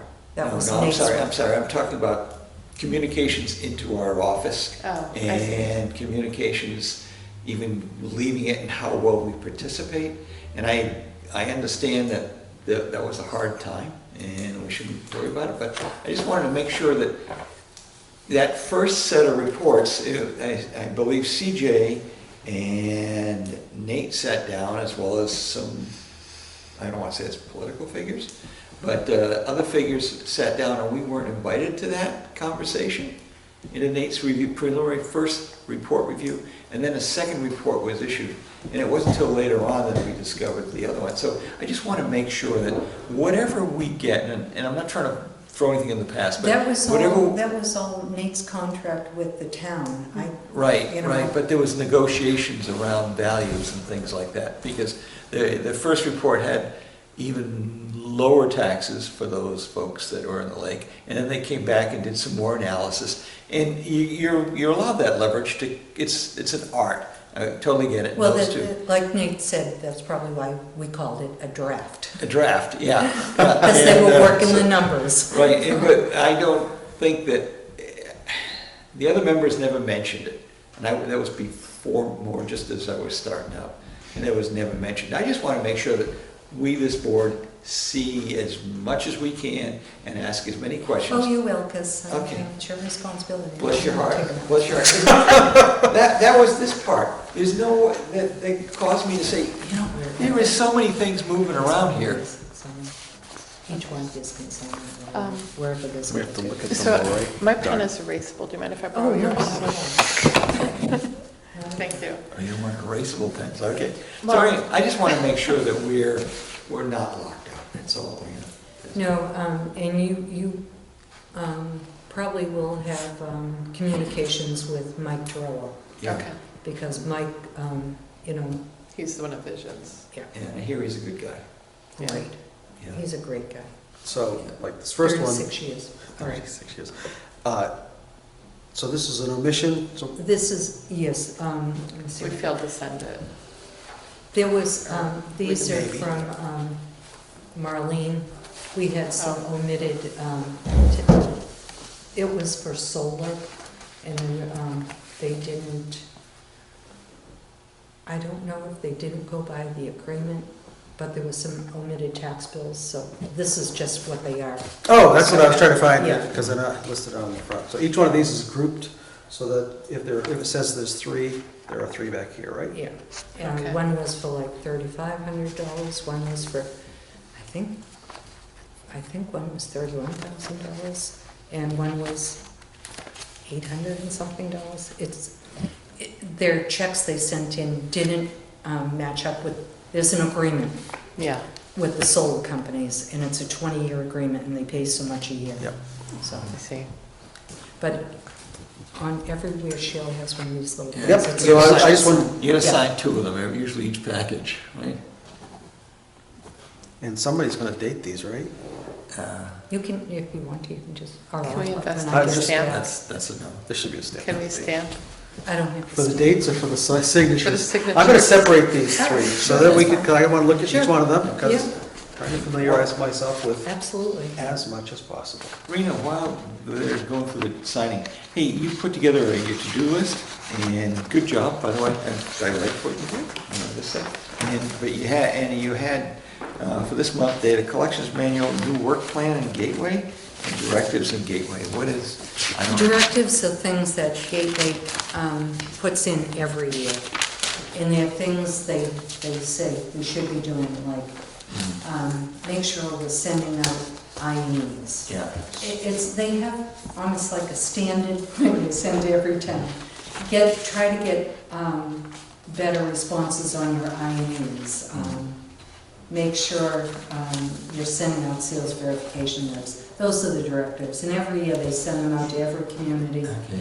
And there wasn't much on the directives. They're pretty good about admitting that they're all, the things that they're requiring right now are minimalist, and they're encouraging you to go beyond the minimal. So it's sort of like a finding in an audit. Yeah. Put it in terms that we are more familiar with. These are motor vehicle abatements. So if somebody had got rid of their car and got a new one, Yep. So I've there done was, that. there were all those things you said in July that I went through. And the one I was most interested in, I mean, these other ones are obviously all important, but the data collection manual, like how we're actually So we're all following the same guidelines? Well, that's really for field people, Yeah, but most towns have to provide the Department of Revenue with the data collection manual. There was not one in our office. So I contacted a friend from another community, and that person has sent that over to me. And I will go in and change it to our styles, our houses, photos of our houses, and that will go to, but you know, when it's done, I'll give you guys a copy if you like, so you can just see. well, the reason Because it's just to make sure if somebody else went out, if I go out, I'm following the guidelines, so we're all consistent. yeah, If somebody else goes out, this is a cape, this is so Yeah. I haven't, quite honestly, until I get these new construction in, the data manual is gonna be like put down a little bit. well, the reason I was That's interested in integrated. that is because when people come in for abatements and they're saying, oh, well, they put this property as good and I think it's average, I don't know what to say without looking at a manual like that. I don't, you know. On the grading of a house, Yeah, that's probably the most subjective. 'Cause Agreed. I might see this colonial as really good, and I might give it a good grade, because somebody else might come along and say, I think that's just average. yeah. So and- it's. Because you like the wainscoting and grades- they didn't, right? Right, And I, the grades are the most subjective part of. and I think, you Yeah. know, when we're looking at abatements, I want to handle that in Yeah. the most consistent manner I possibly can. Right. And Well, I'm without, gonna have it for the rebill, so. Okay. Yes, actually, good point. I will give you all a copy of it. And, you know, the other thing I was learning about is that we should have some book of what abatements we've granted, not the personal information or anything, but like why we granted an abatement. Do we have? We We're, must have that somewhere. we are only required on the commitment, on the logs, where it's the map and parcel, the address, how much was abated by state law. That's the public record. Yeah, The names, anything on the abatement else, was it granted, how much was granted? That is the log. yeah, And we have a book like this okay. from last year. Because I was just thinking when we come down the road, you know, the people who requested abatements last year may very well also File again this year. file again this year. Absolutely. And, you know, when we are going to get the, that eval for February 1st and we're looking at it in December, like I would start with the abatement book of people who we want to make sure we notify. Of course, we want to notify everybody in town, but people who already had an issue, it would probably be nice to tell them sooner rather than Yeah. later. So I was just wondering about those things. Yeah. The search, you get 3 of them, you get to sign. Oh, geez, thank you. Now I get- So, I'm sorry, so the reason for the abatement is or is not listed in that? No, it's not. So that- You have to know that's the what I- property record itself, Yeah. the folder. And it might make sense to summarize those. We don't have to have people's names or No, that kind of no. stuff, but just the reason for the The reason abatement. for it. Might make some sense. And if we mostly can do it. what Nate gave us was an Excel spreadsheet. And it had the map and parcel, the owner's name. And then he had in there his rating. Was it good waterfront, was it average Yep. waterfront? Okay. I have all that on the computer. I If see. you guys want a copy of that. What kind of format is it in? Is it It's in Excel. It's in Excel, so you could summarize out of there. Yeah, yeah. Pivot table or something. Yeah, that would be easy to. The other challenge you'll have. Do we have that Is recorded right now? Like like if somebody asked to see the abatement book, Well, we we just sanitize it and remove and just have the columns? No, we have a log, I mean, we have the commitments, Okay, and the book is right there, everything that was abated, I see. and it does say name and address and the amount.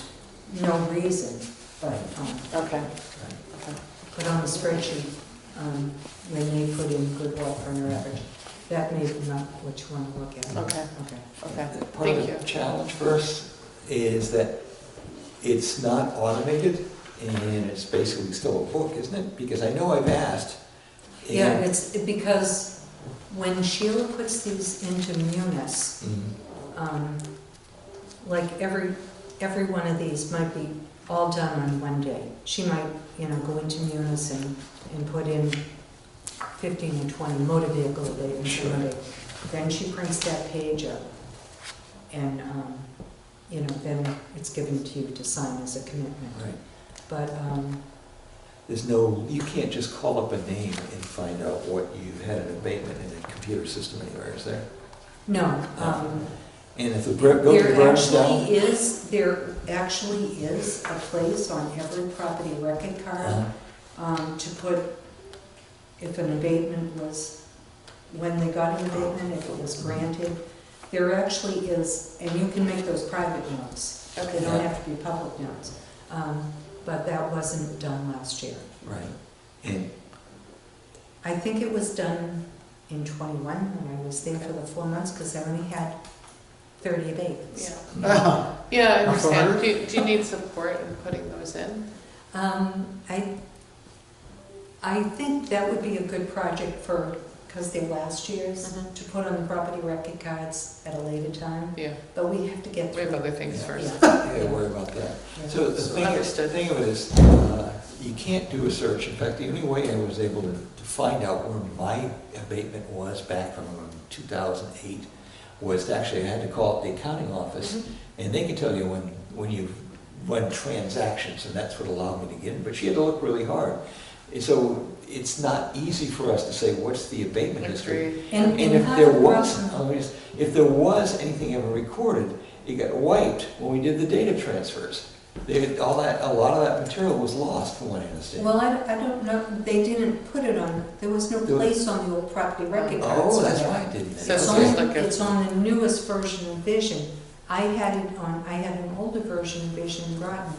We always had it in place to put inspections, Mhm. visit history, if they applied for an abatement, what the abatement was for. It's all still there.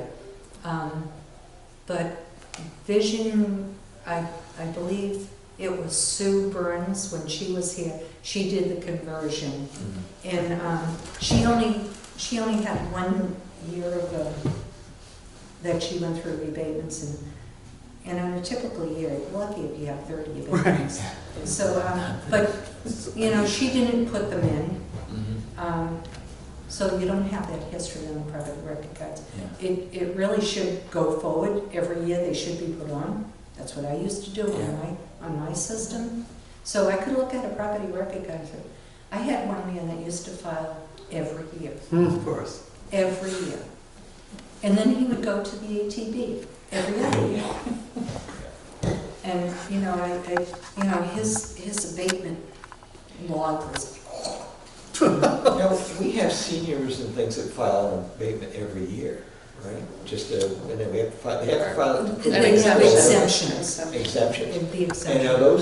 those easy to access to see what the exemptions have been in the past?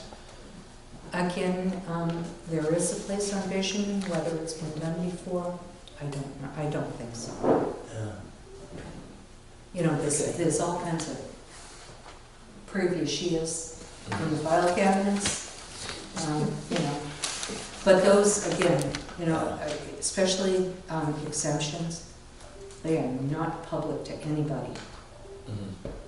except to the board who signs Right, it. right. And you can go into the book anytime, gives you an assessor. Not that you would want to know. I was going to ask a question. Okay. Why in this package, the first grouping was so much thicker than the other two, but I see that you've done two-sided on the rest. Oh, well, that I would- thought there was something different in the package. I was looking for it, it took me a while. Motor vehicles, I don't even go into Munis. Motor vehicles are all shared. They just get sent to us, right? They, They get sent to us from the Department of Registry. they send a file, and we Okay. Yes. print the And bills. then we print the bills. Yes, Right. but We gotta pay for the paper. Right. Okay. I mean, usually we get a document. It's a payroll document. Is that coming? Basically, we're approving hours and things like that. Oh, Is that we're gonna get well, that? yeah, you will be getting those because Heather has been signing them. Heather's been saying. Yeah, and she signed like, 2 or 3 Okay. at a time. And they only go in every other week. Right, right. And there's, what the interesting thing about it, I just scratch my head and I go, we sign them and there's no value on it, so why are we signing them? It's just our time cards. It's the It's hours, not the basically- value. Yeah. Oh, I understand that, but there's nothing on it. There's nothing in it. Yeah, it's basically just our Blank, time. it's all blank. It must have Maybe hours on I it. could be wrong. Oh, there's no more. We are. She's not letting you get away with that, Okay, so we'll get those back. We'll stop That'll putting start things on. Yeah. like a second. throwing in. They're just our time cards. I understand, I totally understand. And, because we were sending them to, I've stopped putting dates on because I got sick of it. oh, I'll have Sheila. You guys can. Day one, She's day one, I'm sick of it. In fact, I quit. I'll have Sheila take the thing tomorrow and just stamp. Oh, she has it with the. Oh, yeah, we have a date stamp. Okay, so after we're doing the signing, what else is on our agenda? It's probably. Oh. Okay, we'll get some The other status ones. report, discuss community meeting to update public on Q3, Q4, add an unforeseen clause to future meetings. Discuss. There's only 2 copies of this one. It looks like there's Well- only 2 copies. Is there supposed to be 3 copies of this one as well? There's only 2? 2, that's a 2. She wrote a 2 on Oh, I have to read the notes So too. what is this? there. This is paid near map. Oh, Okay. this is, these are invoices from the mapping, from another mapping company. It's an online, and it's, you can go on each property, and really, you can use their tools and measure a house without physically going out with that tape measure. You can actually, I've never used it. Heather just got in touch with them today to get me a sign-in for near maps. My daughter uses it all the time, and she said it's unbelievable, so. I had someone come and take pictures of my room, and then he said, okay, so this wall is 18 feet, 3 inches, 3.5 inches long. And they're like, you knew that from the picture? Oh, God. So yes, exactly that kind of thing. It was like, Yeah, so you can combine GIS with interior now. Yeah, that's probably a fortune. Not really. Anyway, that's another time. Okay, so discuss community meeting updates. That's for the real assessor, when they hire somebody. What do we want, aside from our regular meetings, what do we want to communicate? And what your taxes will be, but we don't know what they won't know those until January, so at best.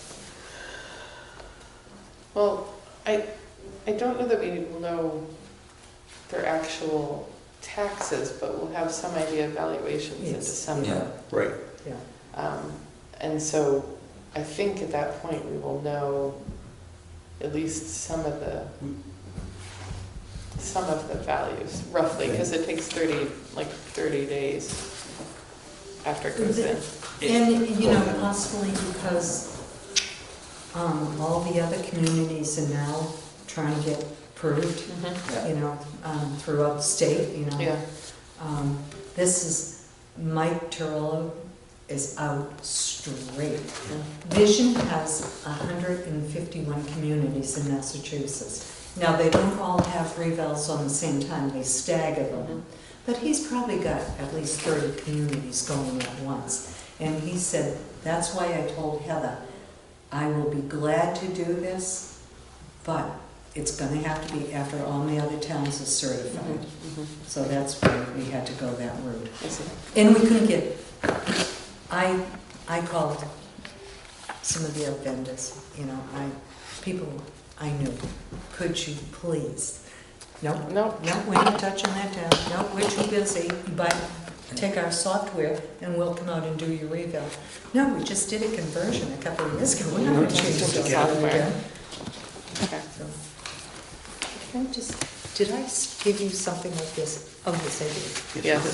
Okay, the LA4. yeah, I thought you might find that interesting because it's your LA4 for over the past, I think it goes back to, It says- Yeah, I think you have this in your packet. yeah, but Right, okay.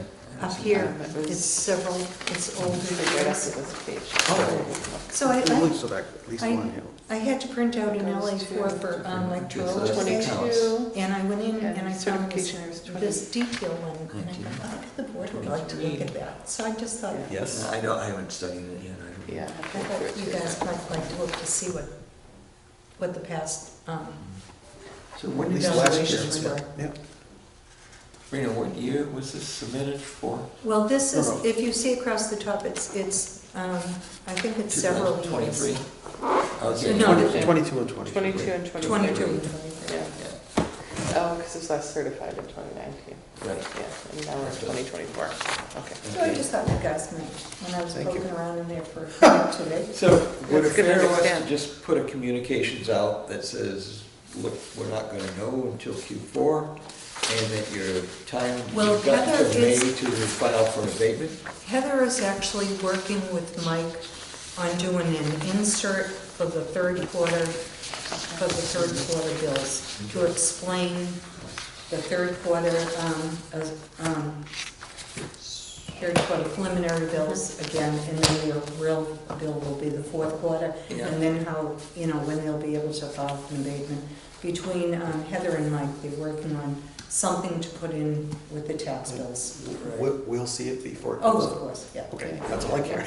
I was gonna ask that question as well. That's all I- We can get back in, we're now in the pool, we're treading water, we're gonna figure out how to move ahead, but we're in the pool. Yeah. So, we're not ready for public comment, but I think we have a question from the, Input to the, I don't usually want to speak out of turn, I can Yeah. raise some public comment, but it's on the agenda item you're talking about. Well, then go for it. I'm sorry, I didn't see you. So- You didn't jump up and say, we I didn't, don't Look, jump up and. You're say- patient. So, the one thing, if you're looking at communications to the public, Yeah. I know on the board, I have taken the lead several times, and I would ask you to think about it too, is that this year is going to be very different than a normal year, because we're gonna have 3 estimated payments, and all the adjustments, which will be higher, no surprise to anybody listening, will be higher, it's all gonna be on one quarter, instead of split between Q3 and Q4. Right. So people should prepare. Now, the fact that the bills are estimated, according to Rena, to go out in February, that gives people March, April, May, so 3 months to look at the bill and get And ready file for an abatement. and decide whether they want to go for abatement. And if they're not going to file for abatement, at least get the money in the difference, instead of Yeah. splitting between 2 quarters. So letting people know that that's different this year. right. Also, of the 1.3 plus million dollars that was abated, that would have been assessed to other people. Yeah. right, Depending on how the reval goes, some people who saw very little this past year may see what would have been a more normal increase, potentially, that they should be aware of that. Right. So these are the things, and also the last thing is, I'm so glad that you guys are getting into the details and you're being provided the documents, and I applaud Rita for bringing those to you. One of the things that's good is to be the buffer. This gets very technical on the back end, and so you'll lose people if you talk LA4 and LA15. But it's important information, so to try to channel it through your board and make it understandable for the layperson to know what to expect this year, I think is an important aspect of what you may want to think about doing this year. And Heather and I have been talking a lot about that. It's going to be very important this year, as much as we can possibly get out there Yeah. ahead of time. Yeah. Just to let people know, because that was a big part of the discussion with Vision and Nate yesterday. So, Good. it's on both of our minds. We don't want to go through that again. I'll believe me, yeah. Do it. And I think it might be helpful if we invite the town manager to talk about the things that she's been thinking about for that, so we all end up on the same page right. and And it is draft one- that communication It together. is one of the one of the milestones that they're supposed to be providing in terms of how do we address the public and what can we share? So Sorry, is that the vision report? the vision Whose milestone is it? Markers on, isn't it vision? Or whose milestones? Would Is that the you- work Oh, maybe, plan? I'm sorry. Would you like- I'm sorry, that's it's our not vision. Contract with Vision. I would love to read through And, this. yeah, I can't wait. No, No, really, I need to Actually- read this, and this is like, There are several things in there of interest. have you read it? Yeah. Yeah. he Yeah. just, Some he will I skip just if brought possible. it back to me tonight. So it's my turn. All No, right. she's gonna read so fast, she memorizes everything. I've never heard of a I- person I don't doing- memorize doing your everything. exams that fast. Well, that's I what had it the takes record. sometimes. You killed my record. You're gonna have to You're deal that with it. You're gonna have to I deal don't know, with I it. can do it. Yeah, but it is actually in here in terms of public But you know what, relations. The the thing assessor is- and the contractor will cooperate in maintaining good public Excuse me? relations throughout the process. Excuse me? That's We'll, one of we'll read the contract some other time, Yes. not on the air. Oh, Thank you. I'm just saying, okay, so, Yeah, thank you. is there any other business that we need to yes, take care of today? Yes. Well, first, we, I have nothing Oh, I'm else. sorry. okay, Thank you. okay. I don't know. you had something else? I didn't realize your point. Well, I was just, That's she okay. was giving us stuff, I figured we're done. Okay, We're not. so we have the issue, of most operations I know, when you're finishing the meeting, you've got a whole pile of things you want to have addressed for the future meeting. And so you create a tentative agenda that you present to the chairman, and it's up to the chairman whether or not they want to bring it in or not. When they get But it. if you bypass it, you always get some folks that just make a lot of noise about getting bypassed, so be careful about that. Anyway, in future agenda items, I think, and then Michael brought it up, I would like to introduce the concept that we adopt the policy that says things are going to be documented. We will actually start like in the case of Like Nate, process? Nate made a suggestion to us with regard to how to value properties, average, good, below, that kind of thing. And we voted in that. His report was what was voted on. The voters report, Yes. right. So we wanted to break that out, saying this is a policy that the town can recognize. I would like to see us develop a policies manual. So that's, that part, that grading, that's the handbook. Am I wrong about that? Like that handbook that, the data collection manual? Data collection manual. is that, no? No, that's for the Okay. building itself. It That's doesn't the give, building. because the land is done, it's always separate from the building. That is strictly for, is this a colonial, is this I a see. contemporary? So we need like a land grading policy. Yeah. Yes, That's what you're- yes. I'm just trying to make sure I get the right vocabulary term of what You're you're way ahead of you're it. asking. Yeah, And you that need to will be- record these. That will, your land will be driven by your sales. Mm. When you have the, when you look at all the sales, you're gonna extract the building from it, and what's left is what the land value should be. I see. If all the components are correct on the building, it should give you an indication. If a property sold for 800,000 and the building is 550, the difference should be your land value. That's the way it's done I see. by Mass General laws. So really, it's, you have the sale, the assessor goes, looks at the house, Right, says the house is worth this much, and then the rest is the land. right. And so there's no need to grade the land. No, Because- because you're gonna, it's extraction and it's raw land sales. Okay. Unfortunately, we don't have a lot of raw land sales, lots. We have a few, but not a lot. So the extraction and raw land get pulled together to get it at what the land value should be. Right. Which you dollar per square foot for each in site indexes. Okay. But there was also the question about what the quality of that land is. Right. Oh, yes. Not for sales, but when they revalued the land values on the lakes, Yeah.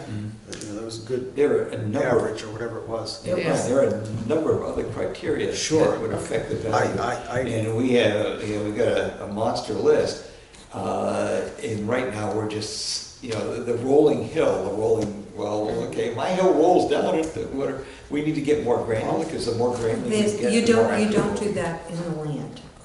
You can put on your land line, if somebody has steep topography. Mhm. You can put something, a factor on that. Right, you Right. put For factors in that would affect it. topography, that's not in the general land category. Mhm. So we Well, essentially It's- need it's a key to the factors that that get applied to that land to Right. change the value.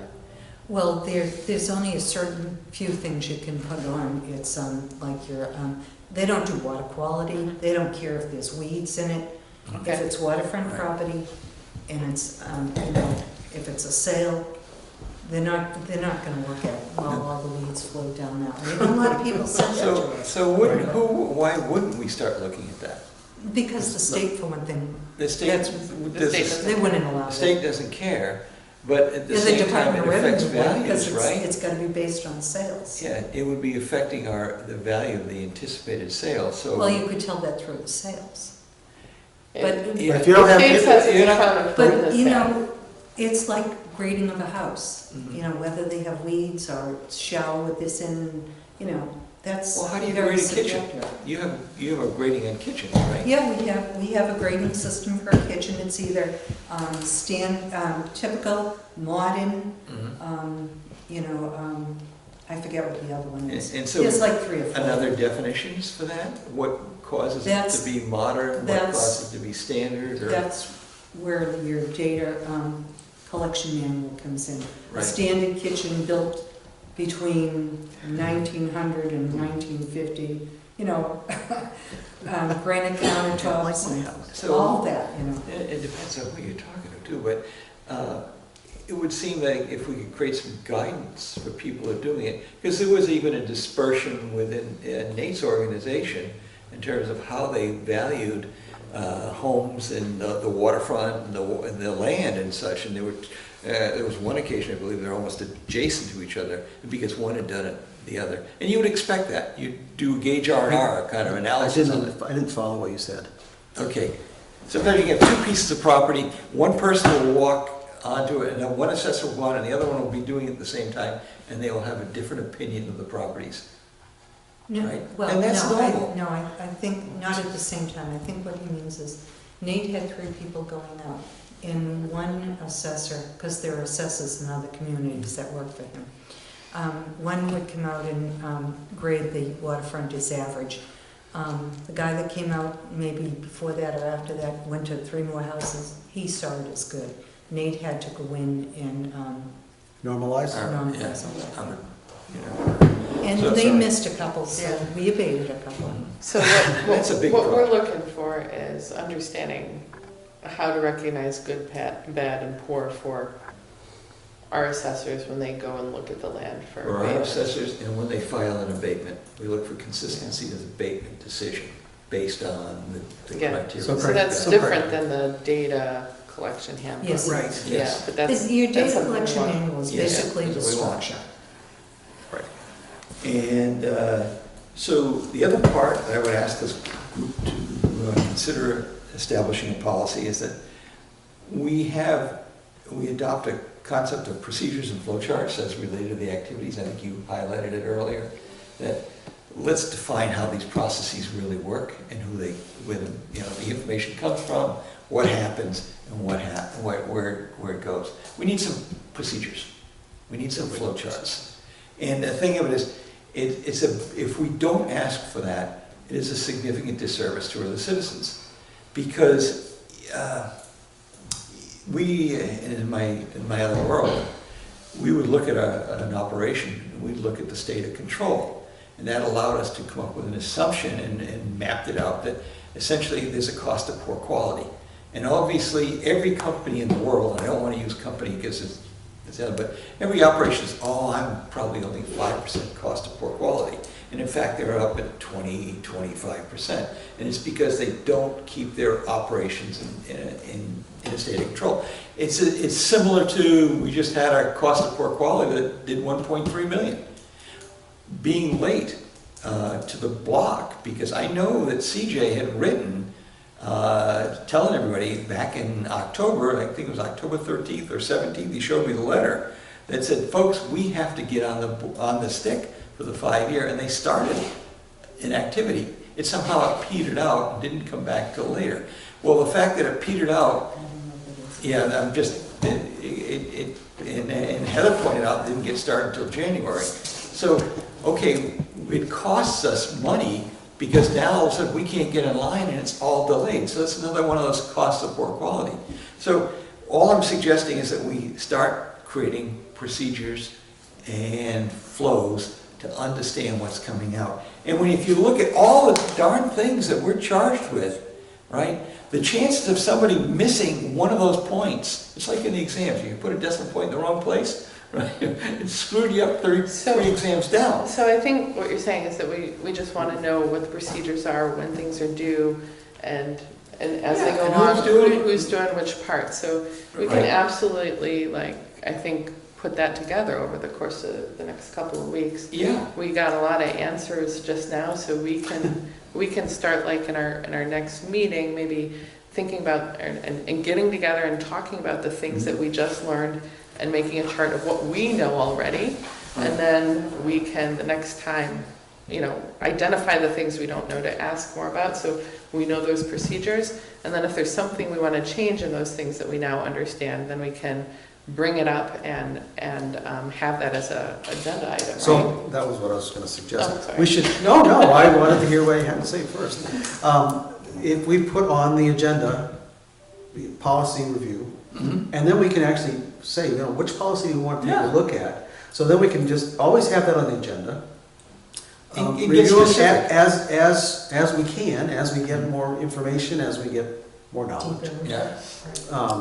So You can add. I would want You to can put that add. on as a regular, Yeah. as a And regular select agenda one. item. Select one that gives us a chance to. And we can decide, meeting to meeting, which one we want to work on, or if we have one that's going to take several meetings to get done, okay, great, it's a big one. But I think that would be on the agenda. So we'll have, old business, regular business, signatures, policies. There may be other things that you want to add to the agenda. You said, land value policies. That's got another one too. Well, this one was land value policies. Well, I think we want to start it with just policies and then land value policies. We got a lifetime of stuff ahead We of do us. have plenty to talk It's about. crazy. Okay, and the last thing, this kind of hits on two parts. First of all, we don't have a documentation control system. We don't know when documents really are generated and who's housing them and who's doing the maintenance and when there was a change. You know what I mean? There's a So change. I think there's some things we do know, like, and we can get into this with part of our policy. We know that we get motor vehicle stuff sent to us from the motor vehicle registry, and Sheila prints that out. We know that she gets all the deeds and is looking for the sales, right? Arm's length transaction. We know right now that it was See. I'm sorry, I forgot. RRC. It's RRC. got my star in my notes somewhere. That's RRC, our personal personal property. RRC is doing our personal property, so we know that. We know now when we can expect to see valuation. And granted, this is a unique year, so it's going to be different the next year, but we know some of that. The other stuff we don't know, or at least I feel like I don't know yet, is that I don't know exactly, because it's a weird year, when the different pieces of stuff need to be submitted through Gateway. Yeah. But I think you're going to tell us about that. And I don't know when we want to get together to look at what we're going to put in those Q3 estimates, right? Oh, So we like, I gotta don't stay think the we. same. Well, I don't Well, know the notification, insert, the insert. notification. I don't think we know what to do with that. When- But I think we know when. I think we know when we are going to get evals. I think we know how our new lots are being taken care of. I think we do know that stuff. So I think we have a lot that we do know, and then we should identify that other stuff. Okay, That's and if making I us could uncomfortable. add that, I'll give you an example. Yeah.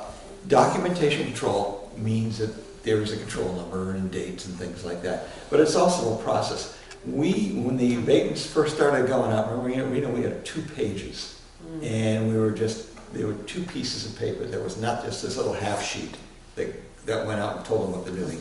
We were actually generating a full explanation, as well as there was that computer printout, so there was 2 sheets.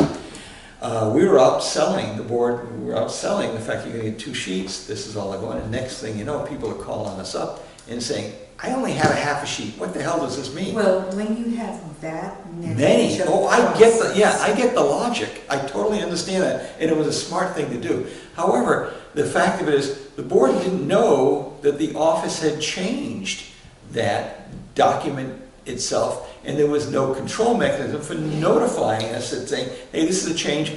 And I ended up writing, you know that, I ended up writing a personal note to a banker on the weekend because the woman was totally upset that the bank was closing her thing. And so, you should have had her call us, because what we were doing is sending copies of either the property record card with the changes or the actual certificate that was abated to the banks. Right. So, Right. So it sounds like in the crisis there are a whole bunch of procedures that we just found out we didn't really have. We Is didn't that have what in you're place, saying? and that's okay. And Yeah. again, this was such an unusual year. Yeah. I've talked Yeah. to, You said It's- 30, it is. see, and we had 400 something. And all that was required was saying, okay, we're gonna write a quick ECO change notice, you get notified, we're going to this policy, and it's just a way of telling the rest of the team what was going on. And that was okay, and we understood the emergency, and no one pushed back. But there's a town-wide issue too, and it's doing two things. It's confusing to even the employees here. So I'll give you an idea.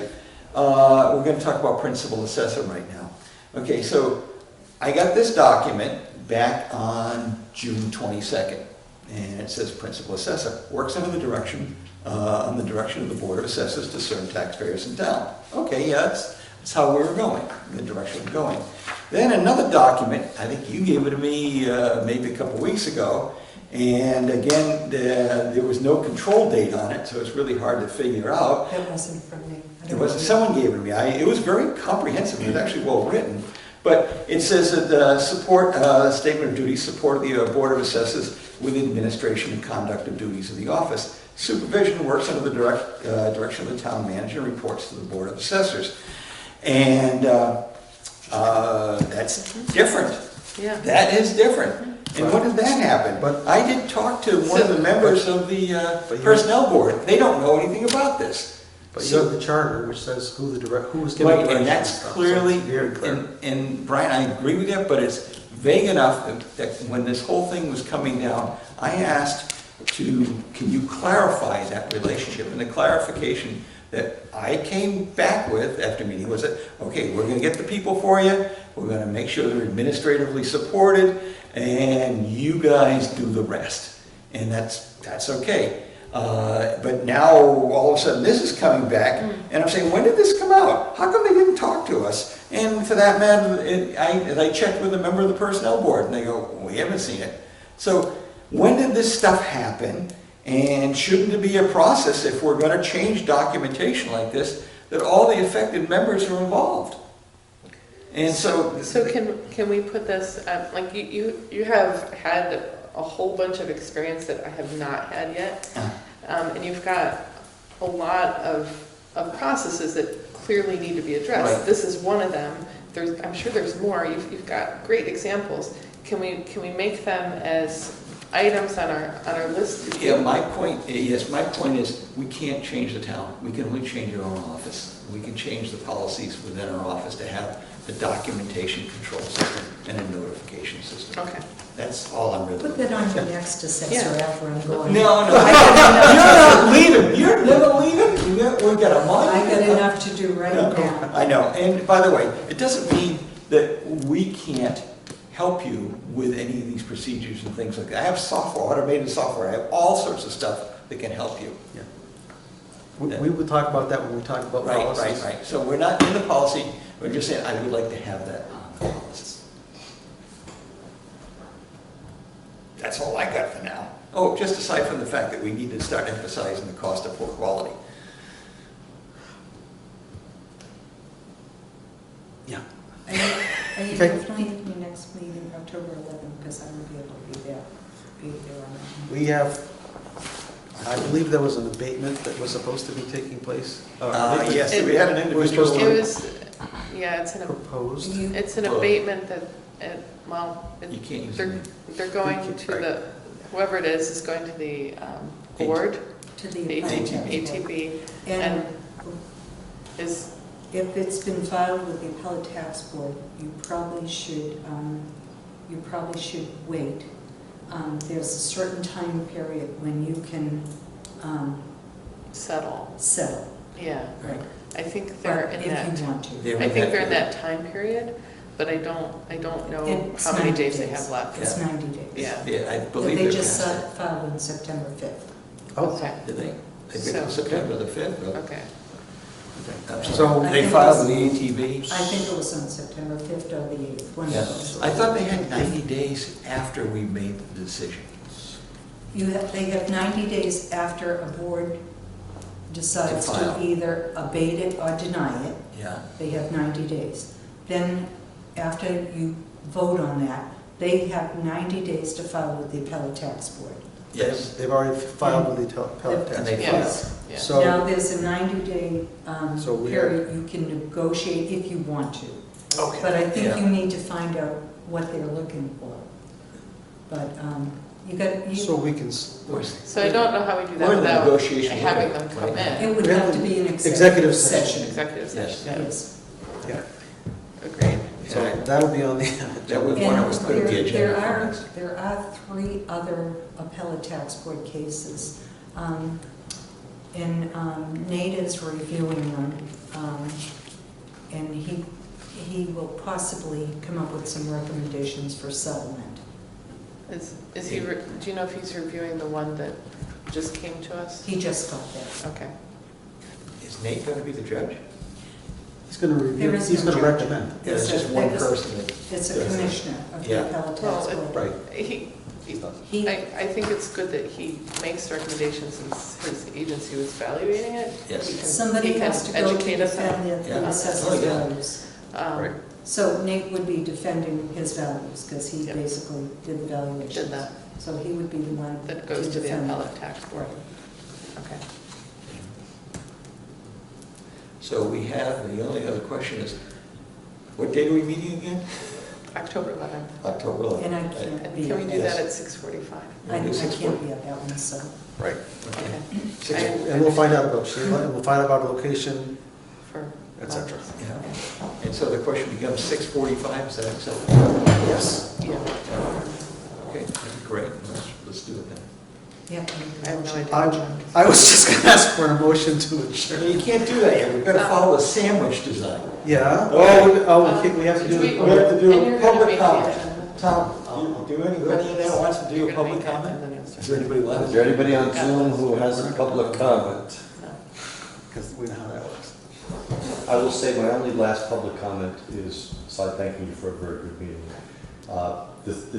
There was one item that was very, very lacking in the investigation when this all happened. And it has to do with data storage and data collection. Number one is, we relied on the camera system at the state level, and when we switched, we didn't realize that all that went away. And It so, didn't go away, there's hard copies of it.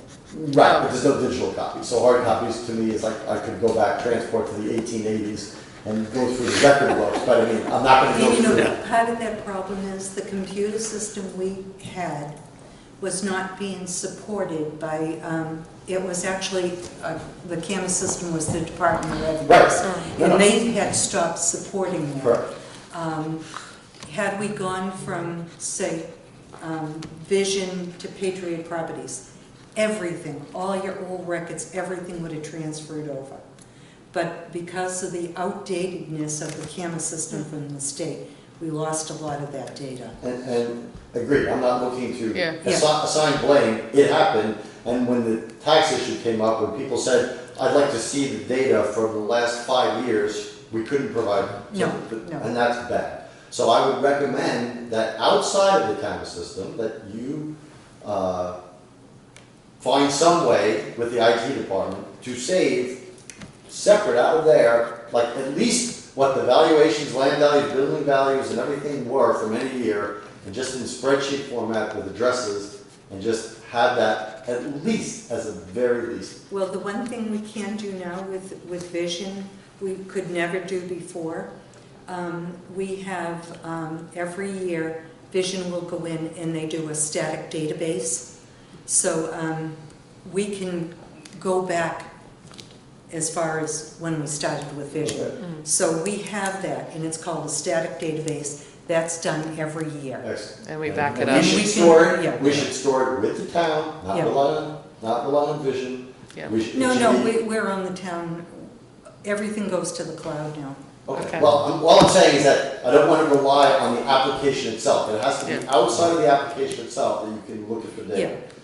The second thing is, the moment, and I would urge this highly, that the moment the tax bill, the actual tax bills go out, that the assessor's map that's available on the GIS map that's available Be gets updated. updated at the same time or within a couple days. Because people, when their bills came in, they hadn't received their bills because they were late, of course, and then they were looking on the site and they were seeing 2 years ago data or last year's data and they couldn't Yes. know Yeah. in advance And about. that's one of the things that Right. I'm working with Good. CIA on.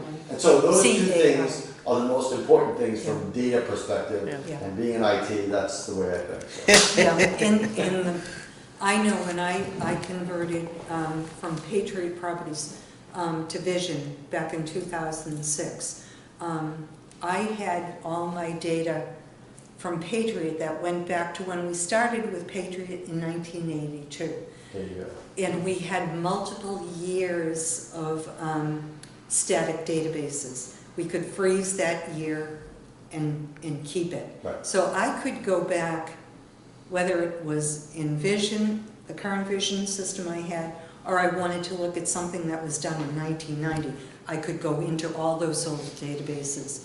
Unfortunately, the state never had that capability. Right, and we relied on the state, not, what I'm saying is that let's Yeah. not make. Let's not the do that same again. mistake. Right. And I will share, I built the database when this whole thing happened, because I wanted to see what the changes were, and I think it was helpful over time. I will share that spreadsheet with you. Sure. And you can look at it, and it would be nice to have that available every year, saying, this is, at least, go back at least 2 years, and then you can see columns about how much it went up each year, so you can get trends, and people can see their own values and everything, so Yeah, I mean, I'll share that with if you. we Once you could build even this, put like this is good. I didn't the read- static database into, say, a Microsoft database that people can query and pull, not the citizenry, because it would have somebody's address and personal Yeah. information. But if we could, then we could generate those lists and remove the people's names. Right. Database And we could- queries are super, super powerful. Helpful, And yes. when you want to evaluate stuff, if you have the data, it's amazing what you can do. Right. If you don't have the data, it's amazing what Well, you you can cannot. do. That's correct.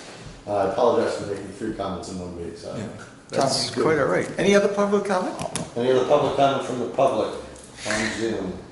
Everybody's I going to see, bed. I see nothing. No hands coming up? I see no hands, I think 2 people are still on, I'm hoping they're awake.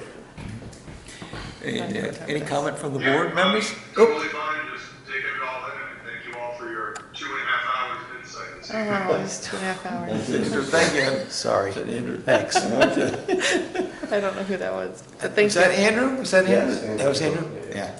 Yeah. Any more comments from the board? I only have one, but let's go ahead, you first. No, go ahead. That's, No, you first. You I have none. Okay.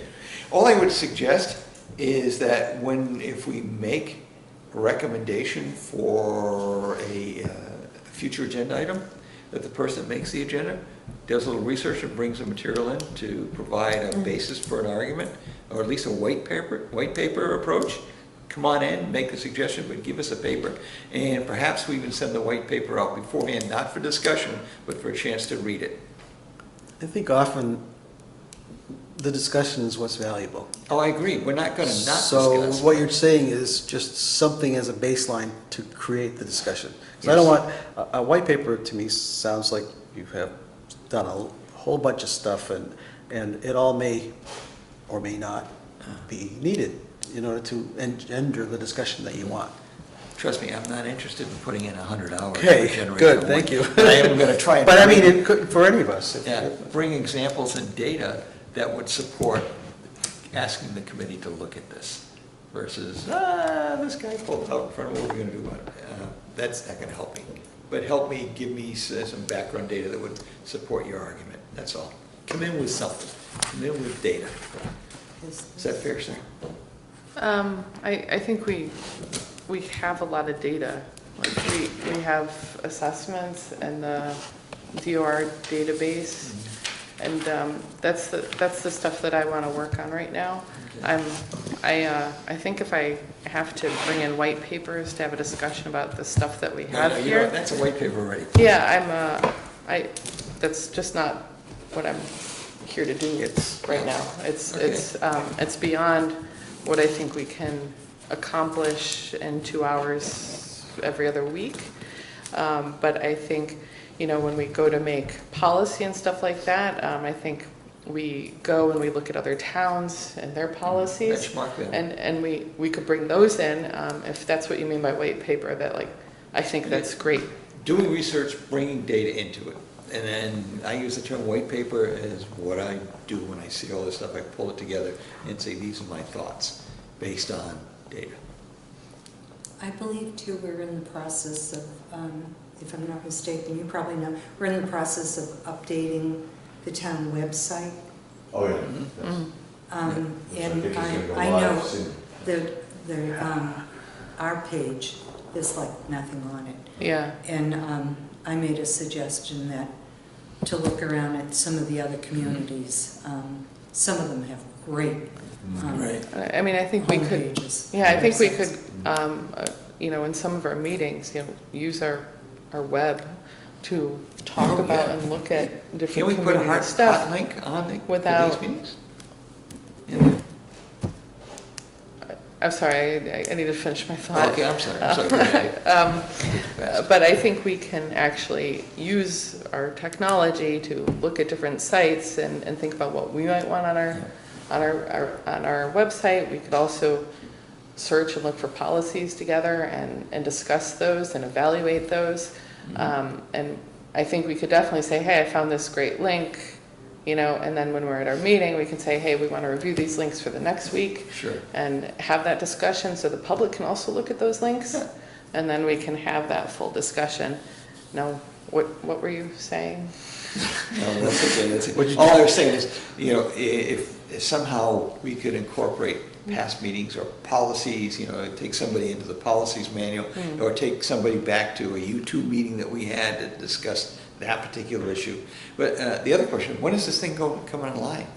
Soon, I don't have the exact date. It's gonna be this month, I think, this coming month. Yeah, In they gave, Yeah, I think they've been working on it for months, and I don't know the exact live date, but I know it's in October. Okay. I think, And I was at the department head Did we meeting get the asked? other day. Did we get asked to participate in this? We weren't aboard. Website goes live on October We 10th. weren't aboard. October 10th. October 10th. Yeah, This so is time for your next meeting. Just- there'll be a live before. site, and we haven't participated because we haven't been aboard, but I'm sure they will take, Yeah, so we gotta hurry up. I'm sure they would love to have information from us on there. Yeah. I know who wants to do The that. first thing is to make sure that the Board of Assessors is correctly reflected with the new members. What a thought. Yeah, Imagine. yeah, Sarah, you weren't even listed yet. No, Yeah, well, I got appointed sometime in September. 14? the others went up pretty I quick. don't remember that day. It's all a blur. And you guys are It was the all 14th. into Gateway, with your certification and everything. Okay, I yeah. spoke to Linda Bradley from, she's in charge of Gateway, and she, this morning, or yesterday morning, I'm not sure, she told me to go in on you, and I had to click on it and then send it over Bring it to up. Kathy to Okay. click on it to show you're all certified, so. That'd be the same with your other course, right? The one that. Well, I didn't understand why I got notification that I passed one of the courses and didn't get notification on the other one, but it's included in my. In your package, that's all it counts. There's a little bit of a delay, or at least that was my experience. It's been several days, but that's okay. Oh, I finished the course, and within 2 minutes, I got a letter from the commissioner congratulating me, so. oh, well, with the modules, they took a little time to show up on my site. Yep, mine showed up right off the bat, but I didn't get the notice. It's like, okay, we're going down. It's a terrible rabbit I did hole send them at a 9 note. o'clock at I night. sent them a note that they had to fix some of their course materials because they were saying I had 2 years to complete the course. That was the question. Well, That And was not there's only anymore. 1 year.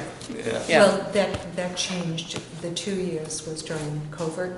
COVID. Yeah. Yeah, and that in. But they haven't changed their website to reflect that it's a Yeah. year. Yeah. Probably. So, Training. Because it was, originally it was always, you have 18 months from the time to take the course. Shouldn't take that long. Yeah. so I would like to make a motion to adjourn. Well, is that all the board comments? Okay. Hey, I'll Is entertain there a that. hand up? sorry, There's a sorry, hand up. Is there a hand up? I can't see. I don't see anything. Andrew hit a Oh, hand. Now there's a hand up. I'm sorry, Yes, Andrew. Andrew. Just in closing, I just wanted to say congratulations to the new members. I wish you the best, and I thank you for your willingness to serve in this often thankless but necessary role in the town. Thanks. Thank you. So congratulations, and I wish you all the best in your path forward. Thank you very much. Thank you. We're looking forward to it. So we have a motion to adjourn? And get seconded. All in favor? Aye. We will adjourn at 9:00. Sorry about that. Thank you. For what? Thank you.